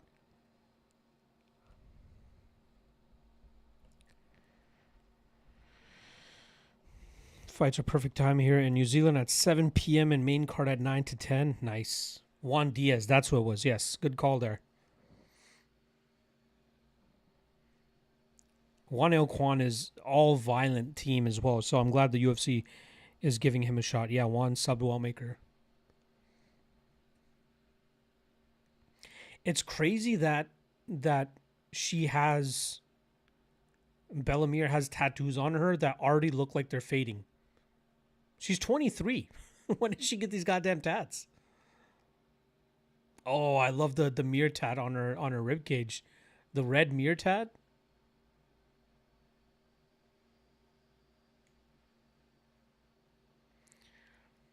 All right, Yanni giving out his play. Can't hear what it is. Let me know if you guys are able to hear what he's playing here.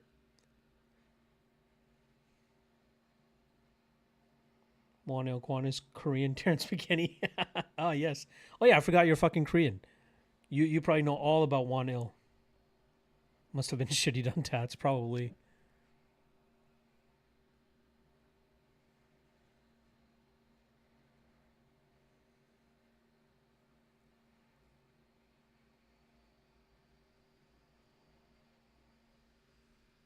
All right, tail of the tape. 9 years older is Apodaca. 5-inch reach advantage, same height.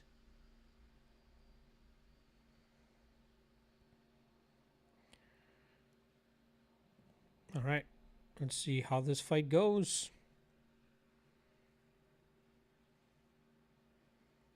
Round 1 has begun.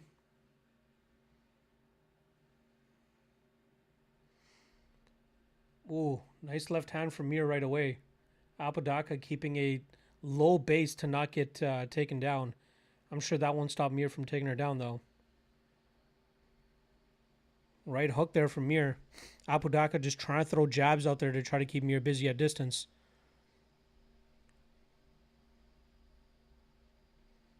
Apodaca seems to be the one pushing her backwards. Mir very light on her feet.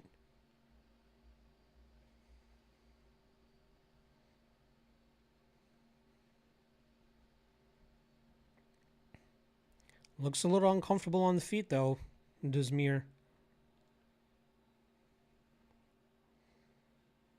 Oh, nice jab there from Apodaca. I just need another minute and a half of action here so I can cash at least one ticket today.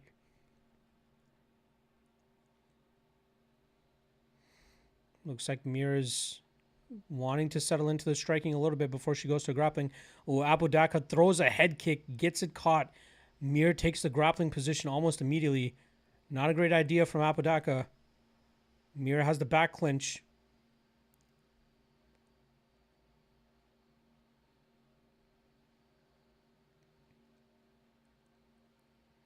Apodaca fighting the hands well so far.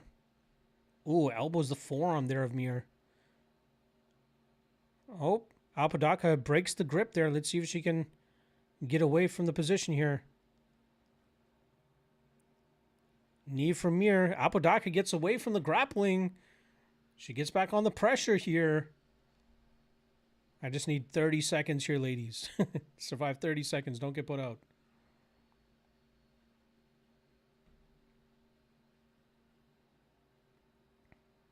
They're in the open cage now. Oh, left hand there from Mir.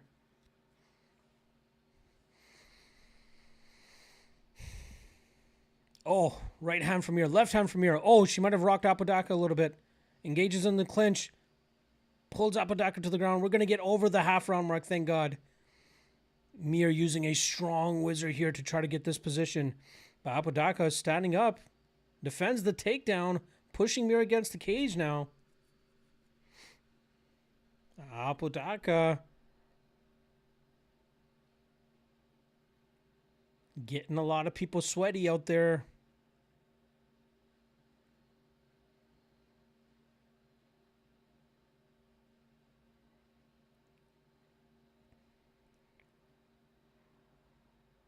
Let's see what Mir's gas tank looks like after facing some resistance here.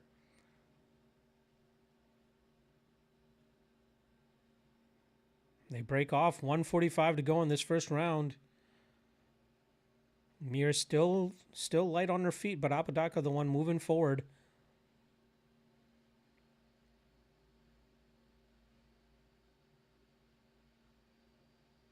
Apodaca misses the head kick. Step in right hook from Mir.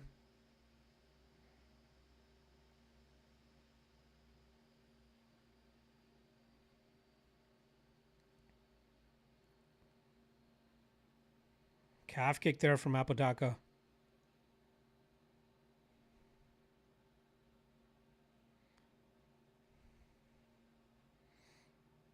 They engage in the clinch. Apodaca fighting her way into this fight. This is crazy. Oh, Mir finally grabs a kick from Apodaca, but Apodaca's balance holding up strong here so far. Oh, nasty elbow there from Apodaca as she's defending the takedown. Mir's picking up the leg, trying to find a way to trip the other leg, and she does. Gets the back of Apodaca, one hook in. 30 seconds to go. She might actually survive to the second round. Mir trying to go for the second hook. She's only got 20 seconds, though.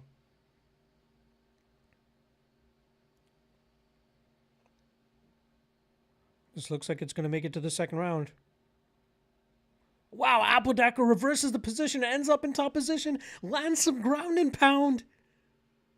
Wow, big ground and pound here from Apodaca. Wow. Holy shit, this is crazy. Can you collect UFC cards? I don't. Or other sports, I don't do that. I never got around to that side of the world. Apodaca with the upset. Plenty of holds in Mir's game. Looks like it.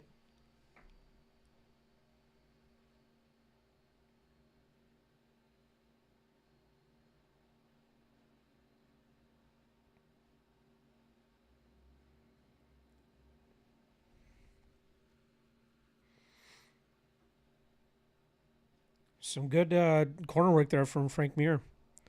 Stack saying, told y'all, what if Mir gets fraud checked? It's slowly looking like it.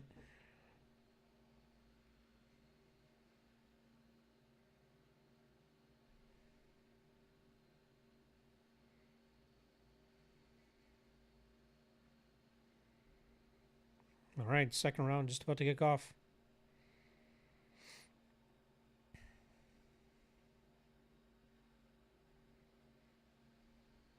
Round two, here we go.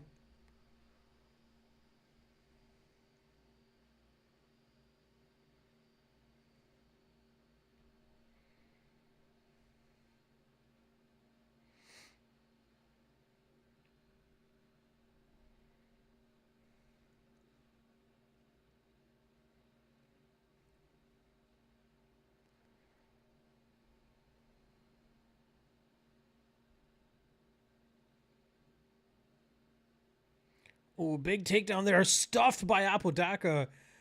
Wow, that's got to be big for Apodaca's confidence. Lands a head kick right after that.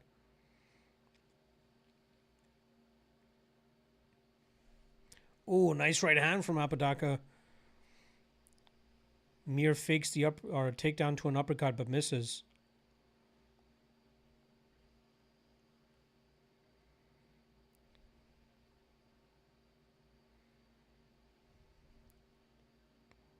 Oh, left hand from Mir. Apodaca's there though.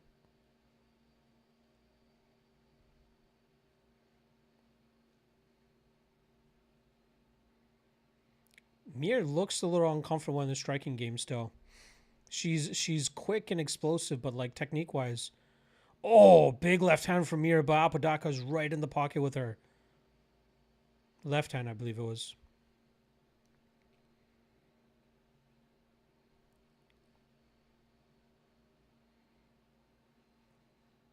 Oh, sneaky left hand again there from Mir.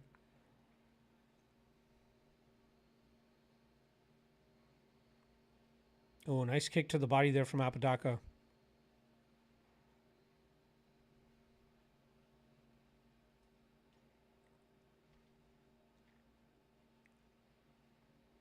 Oh, right hand from Mir. Another right hand from Mir. She can't miss with it. Apodaca trying to get back into it with the jab.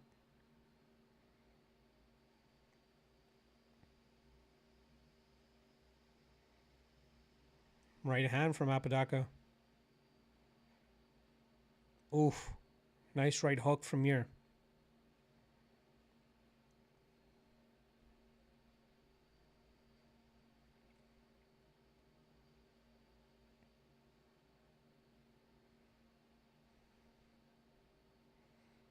Oh, Mir's landing. Left hand there.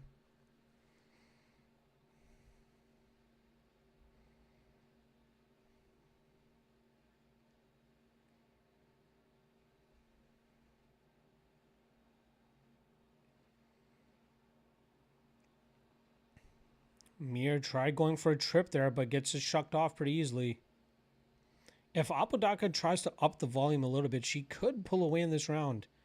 She's got Mir backing up the entire time. She's stuffed a few of the takedowns.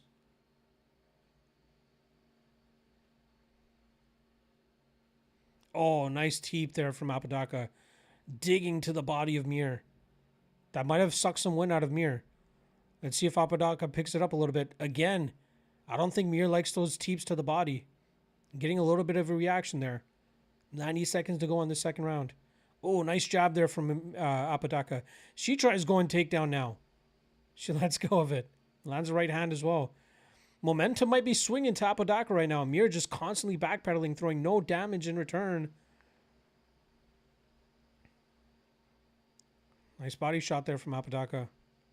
She's going head kick.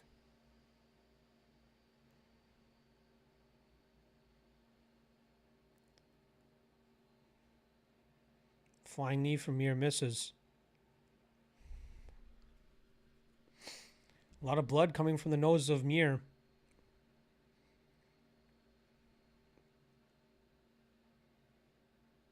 Oh, left hand from Apodaca lands. Mir finally throws back.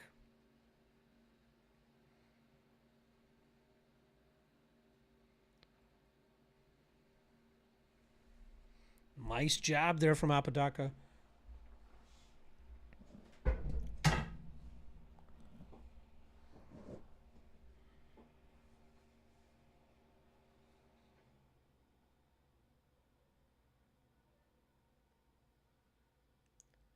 Oh, Apodaca tried going step and elbow, but she was just out of range. Oh, big body kick there from Apodaca. Mir tried getting the takedown off of it, but easily shucked off. Man, this might be 1-1. And Mir is bloodied up. Oh my god. Biggest favorite in Contender Series history, yeah. Casino contract this fight if it continues like this.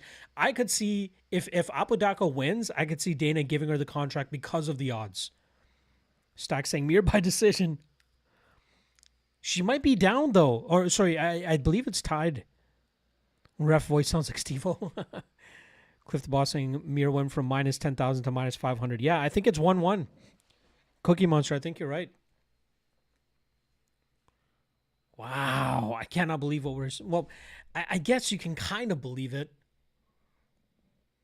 A lot of hype on Mir. She's not able to um to match it. The body shots are taking a toll on Mir. Absolutely. Excuse me. Absolutely. Apodaca's been putting in work to the body. I could see Dana signing Apodaca if she gets the win. If Mir gets the win, I could see Dana being like, let's give her like a developmental deal. She needs more experience. Kind of what they did with Chase Hooper. Round 3 has begun. 5 seconds in already.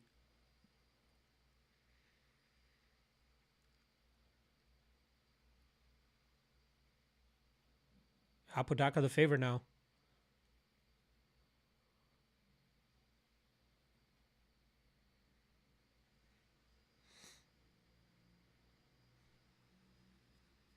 Oh, nice jab again from Apodaca. Mir initiates the clinch. Ooh, good teep to the body from Apodaca, but that gives Mir an opportunity to get in on a takedown. Good defense so far from Apodaca, though. Mir trying to go single leg. She wants to pull out this single leg. Defense looking good so far from Apodaca. Oh, and she switches her hips. Oh, Apodaca could potentially go inverted triangle choke if she knows how to do that. Tough position to pull it off, though, with Mir's hand.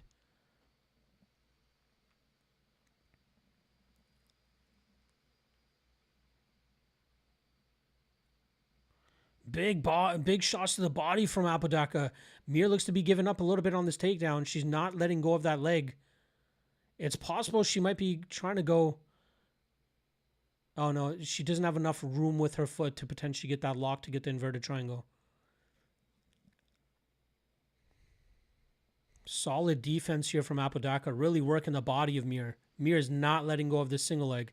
But Apodaca could just let go with damage. Constantly just work the body. Keep the hip on top. Oh, she might be able to get her leg out. Oh, landing some good hammer fist there while defending. Not a good look for Mir. Oh, she loses the leg. Apodaca gets back to her feet. Oh, elbow from Apodaca. Oh, my God.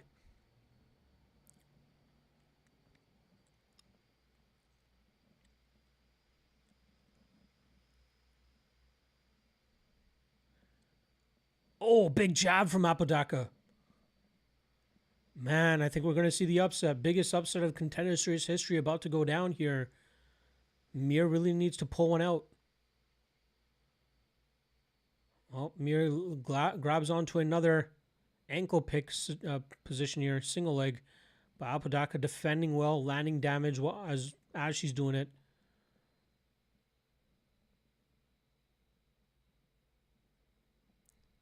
Oh, Mir re-wrestles. Oh, she might be able to get the back. Oh, she's got a better position now.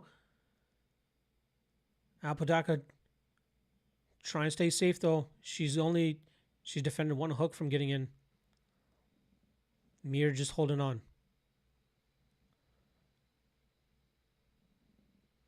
Mir needs to hold on to this position.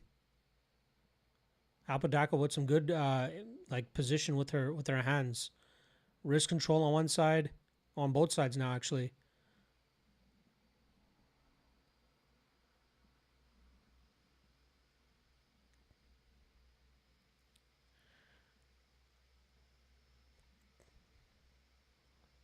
Tough position here. 90 seconds to go.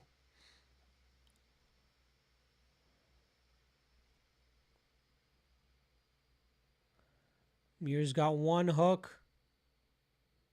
Oh, she's trying to go rear naked choke.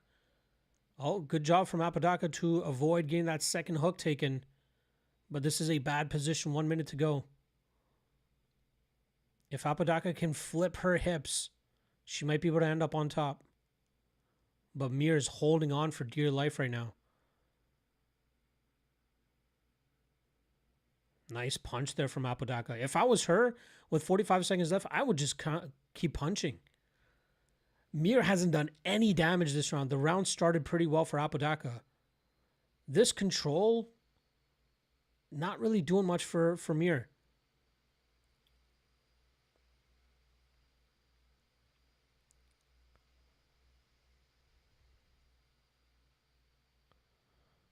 what Mir's trying to do here.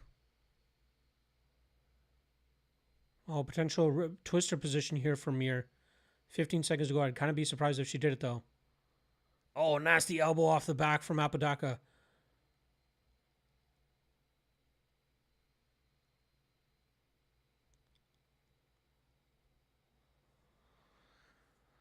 Whew. I feel like you could potentially still give that to Apodaca. She landed more damage in that third round.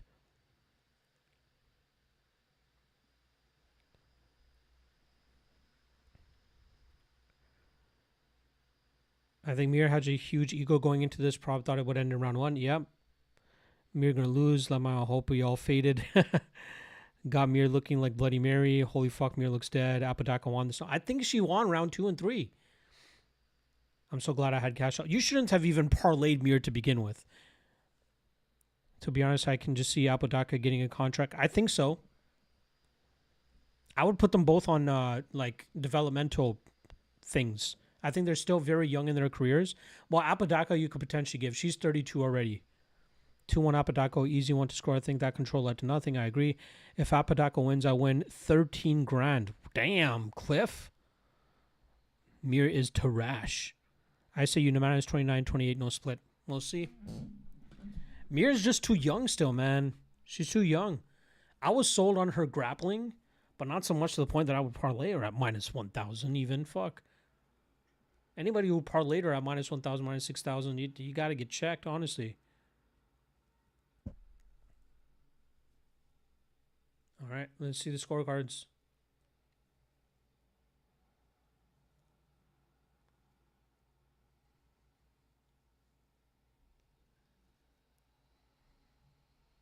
All three judges. 29-28. She did it. Apodaca pulls off the biggest upset in Contender Series history.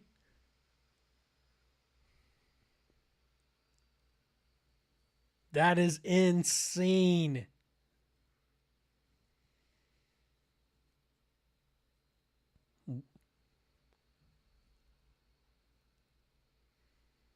Crazy.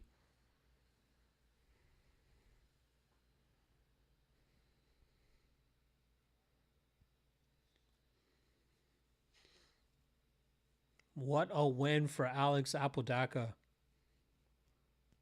Wow. Again, that's hype. That's hype.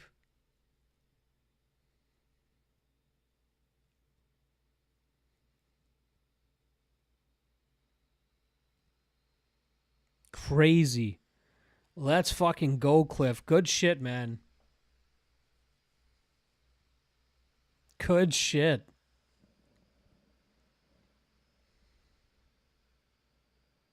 Crazy. Shout out to Cliff the boss with a big play there. Fading the hype.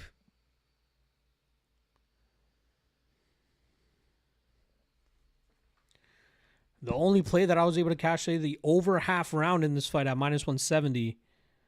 We take L's on half unit L on Carlos Petruzella, 1 unit L on Mario Piazon, half unit L on Clancy Jr. by submission, 1 unit L on the under half round on Clancy. But we do cash the Bellamere over half a round, so minus 2 units. Not as bad as last week's Contender Series, but still, goddamn.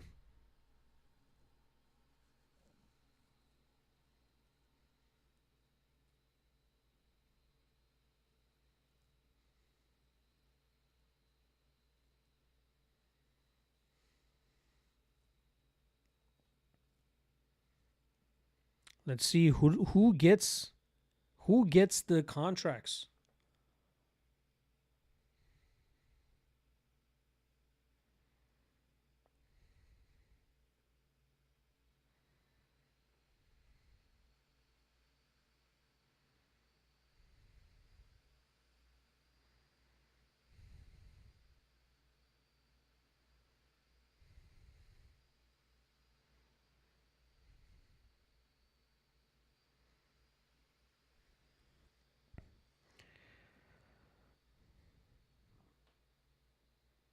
Women's MMA has no formula. It's again, you got to find the hype and see if it's actually worth it. I thought just with her grappling alone, I thought Mir probably had the edge, but man, she didn't know how to get it there. DW saying I went to bet live bet Alex at plus 1,000. The line closed on me, only got it at plus 100. Damn. Okay, saying when is next week's predictions, bro? They've already dropped. I dropped them just a few hours ago. So just check the channel.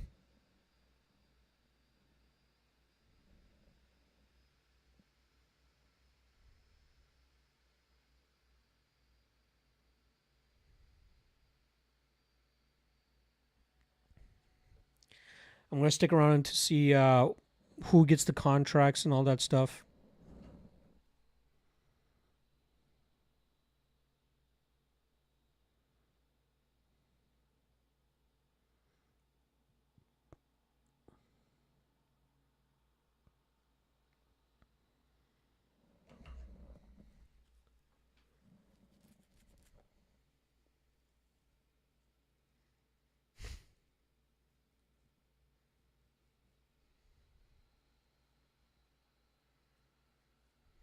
Apodaca is like such a feel good character. KN saying fucking hammering Astros. Did the Nationals lose?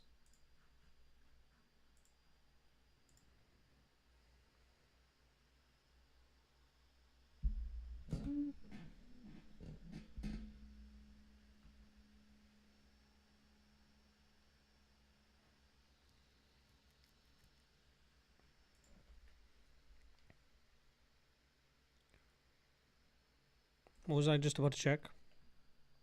Oh, Nationals. 3-1, middle of the eighth. Oh.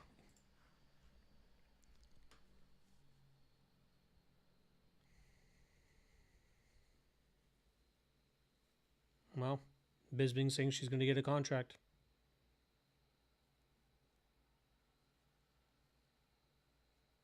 And of course, there's a goddamn commercial break now.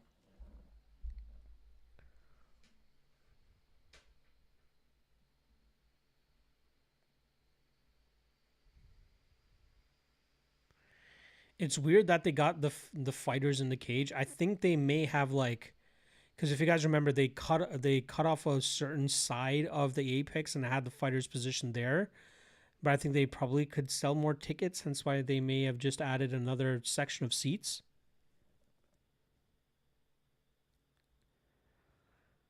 She deserves that contract. Even way she speaks, rate it. Yep.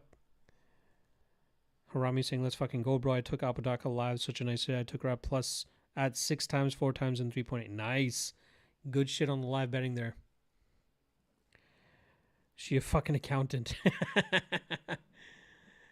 Maybe she takes inspiration from that Ben Affleck movie.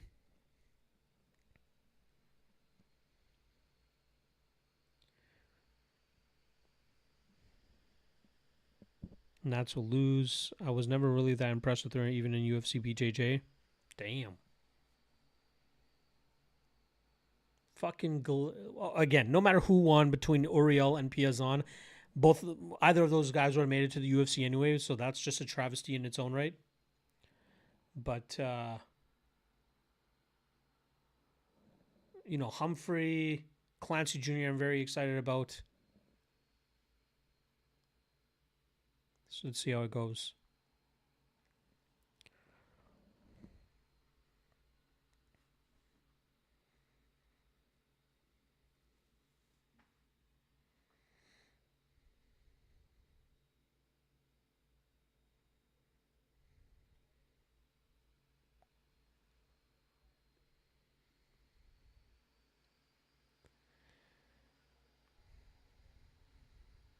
Uriel on his phone.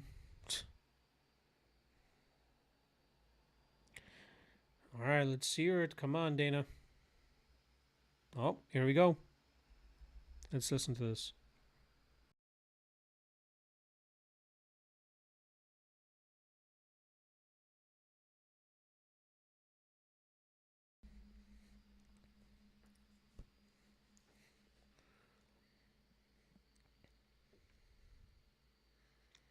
Obviously, Galanti.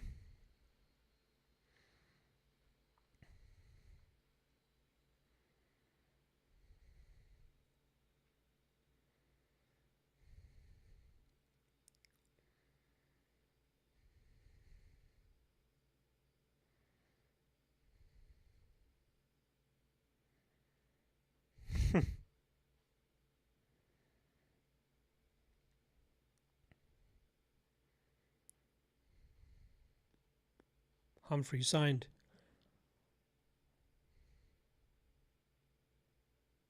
Oh my God. Are they?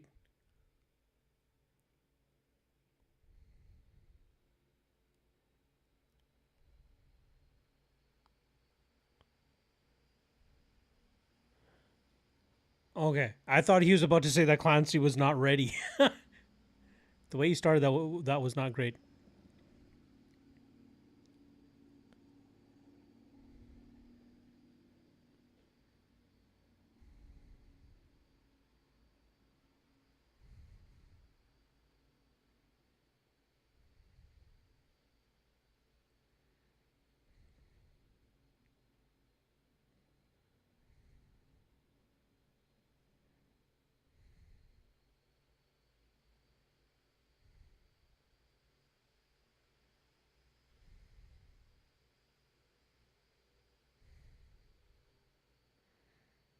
Chill, Uriel.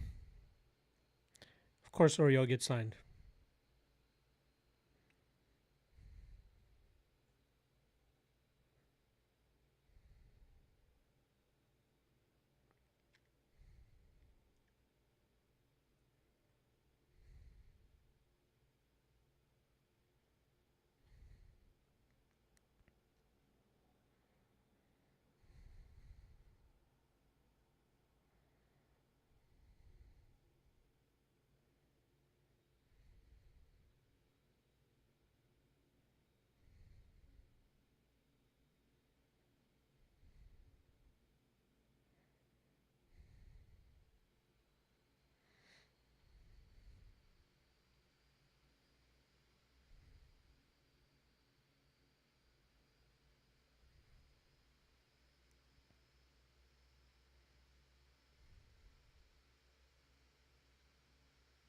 And Apodaca gets the contract.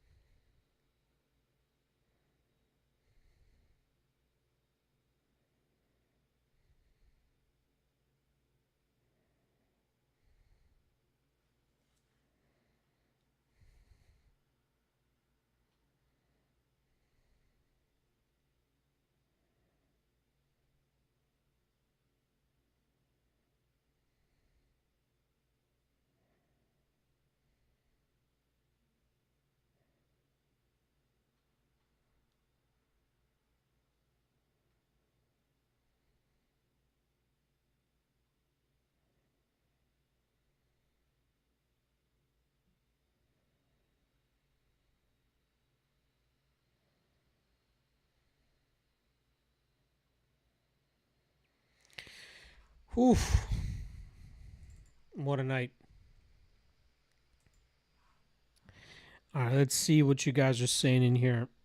Ugh. Yeah, Rio, what an upset, right? If Dana hits us with that shit insane women's MMA fight, but both deserve it, I'm a crack up. Yes. Thankfully, he didn't give Bella a shot.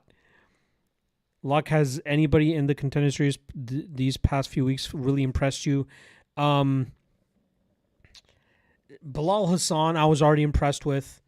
Like guys that I made. Let's go with guys that I hadn't heard of. Compared to guys that I've already heard of. Let's see. Anthony Went, obviously, we know his style, right? The guy's big, the guy's brooding, the guy's going to go out there and finish guys quickly until he starts facing legitimate adversity. Not overly impressed with him, but he's a cool physical specimen. Abe Alcigir, he lost. He should have lost. but even Fabrizio Escarega, I wasn't all that impressed with him. Bilal Hassan, I was already impressed by before this fight.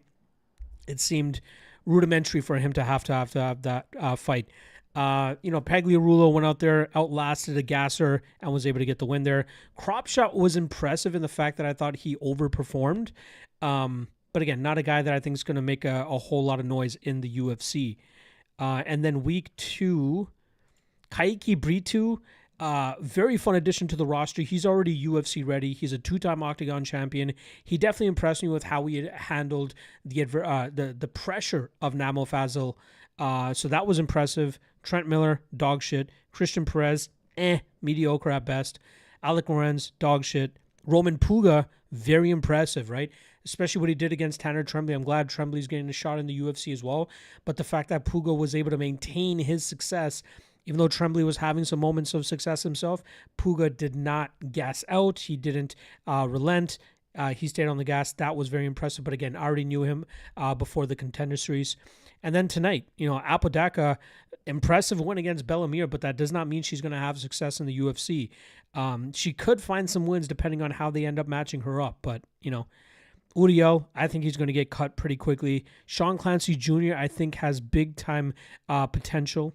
Ronald Humphrey, still very early in his career. This was an easy matchup against Miranda. He's a guy that has some potential as well, but I want to see him face a little bit of adversity too and then kind of decide on what his ceiling is.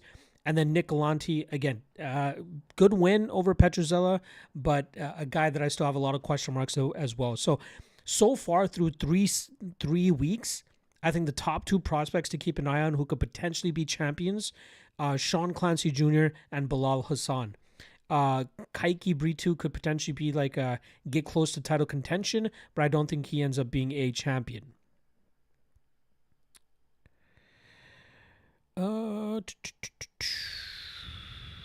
Dana said bet on all the underdogs, therefore I am betting every favorite this weekend. Well, I think he meant bet on Contender Series underdogs. Jay Weezy in the chat saying, how about Anderson at LFA 239? Saw it live plus 650 win. LFA 239. Which Anderson are you talking about?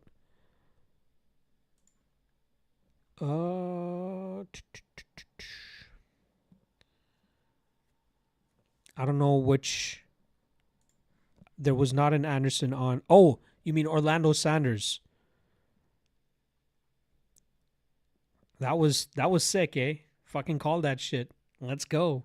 Let's be serious. Saying we see any of these guys in 2 weeks, I could see them turning around Ronald Humphrey pretty quickly. If he wants it, right? If he wants it, I could see them turning him around. Maybe Nick Galanti. I don't think Sean Clancy will jump in that quickly. I think he'll kind of wait maybe for a London card or a European card. But I could see Galanti, Humphrey, maybe even Uriel being turned around quickly. But I'm sure Uriel just wants to fucking cry himself to sleep for the next couple weeks. The biggest fave on loss on Contender Series? Yes, Bellamir fumbled the bag. Domi, thank you for stopping by, my friend. All right, I'm going to call it a night, guys. I want to get a little bit of more work done before I go to sleep. But solid, fun card. Not the greatest card for me in terms of the track plays. I ended up going 1 and 4. Again, half unit loss on Petruzella, 1 unit loss on Piazon, half unit loss on Clancy Jr. by submission, 1 unit loss on under half a round in the Clancy fight. But then we did cash the over half a round in the Bellamir fight. So I'm happy about that. Blake saying, bro, when I seen her promo and get inside the cage, how chill she was, I was like, man, something crazy about to happen. What a damn chin on the shot she took in the first round too. Yeah, Alex definitely ate some big shots early. All right. Again, the UFC Shanghai breakdowns are already out. So if you want to get ahead on that, make sure you guys check it out on the YouTube channel. I dropped that earlier today. And then tomorrow I'll be back for the quick picks. Day after that, best bets. And in between that time, I'll drop my LFA breakdowns as well as the breakdowns for the 2 fights, UFC fights on the road to UFC card. Appreciate the love. Appreciate the support. Hopefully you guys had some fun and made some money. Otherwise, I'll see you guys again tomorrow. Peace.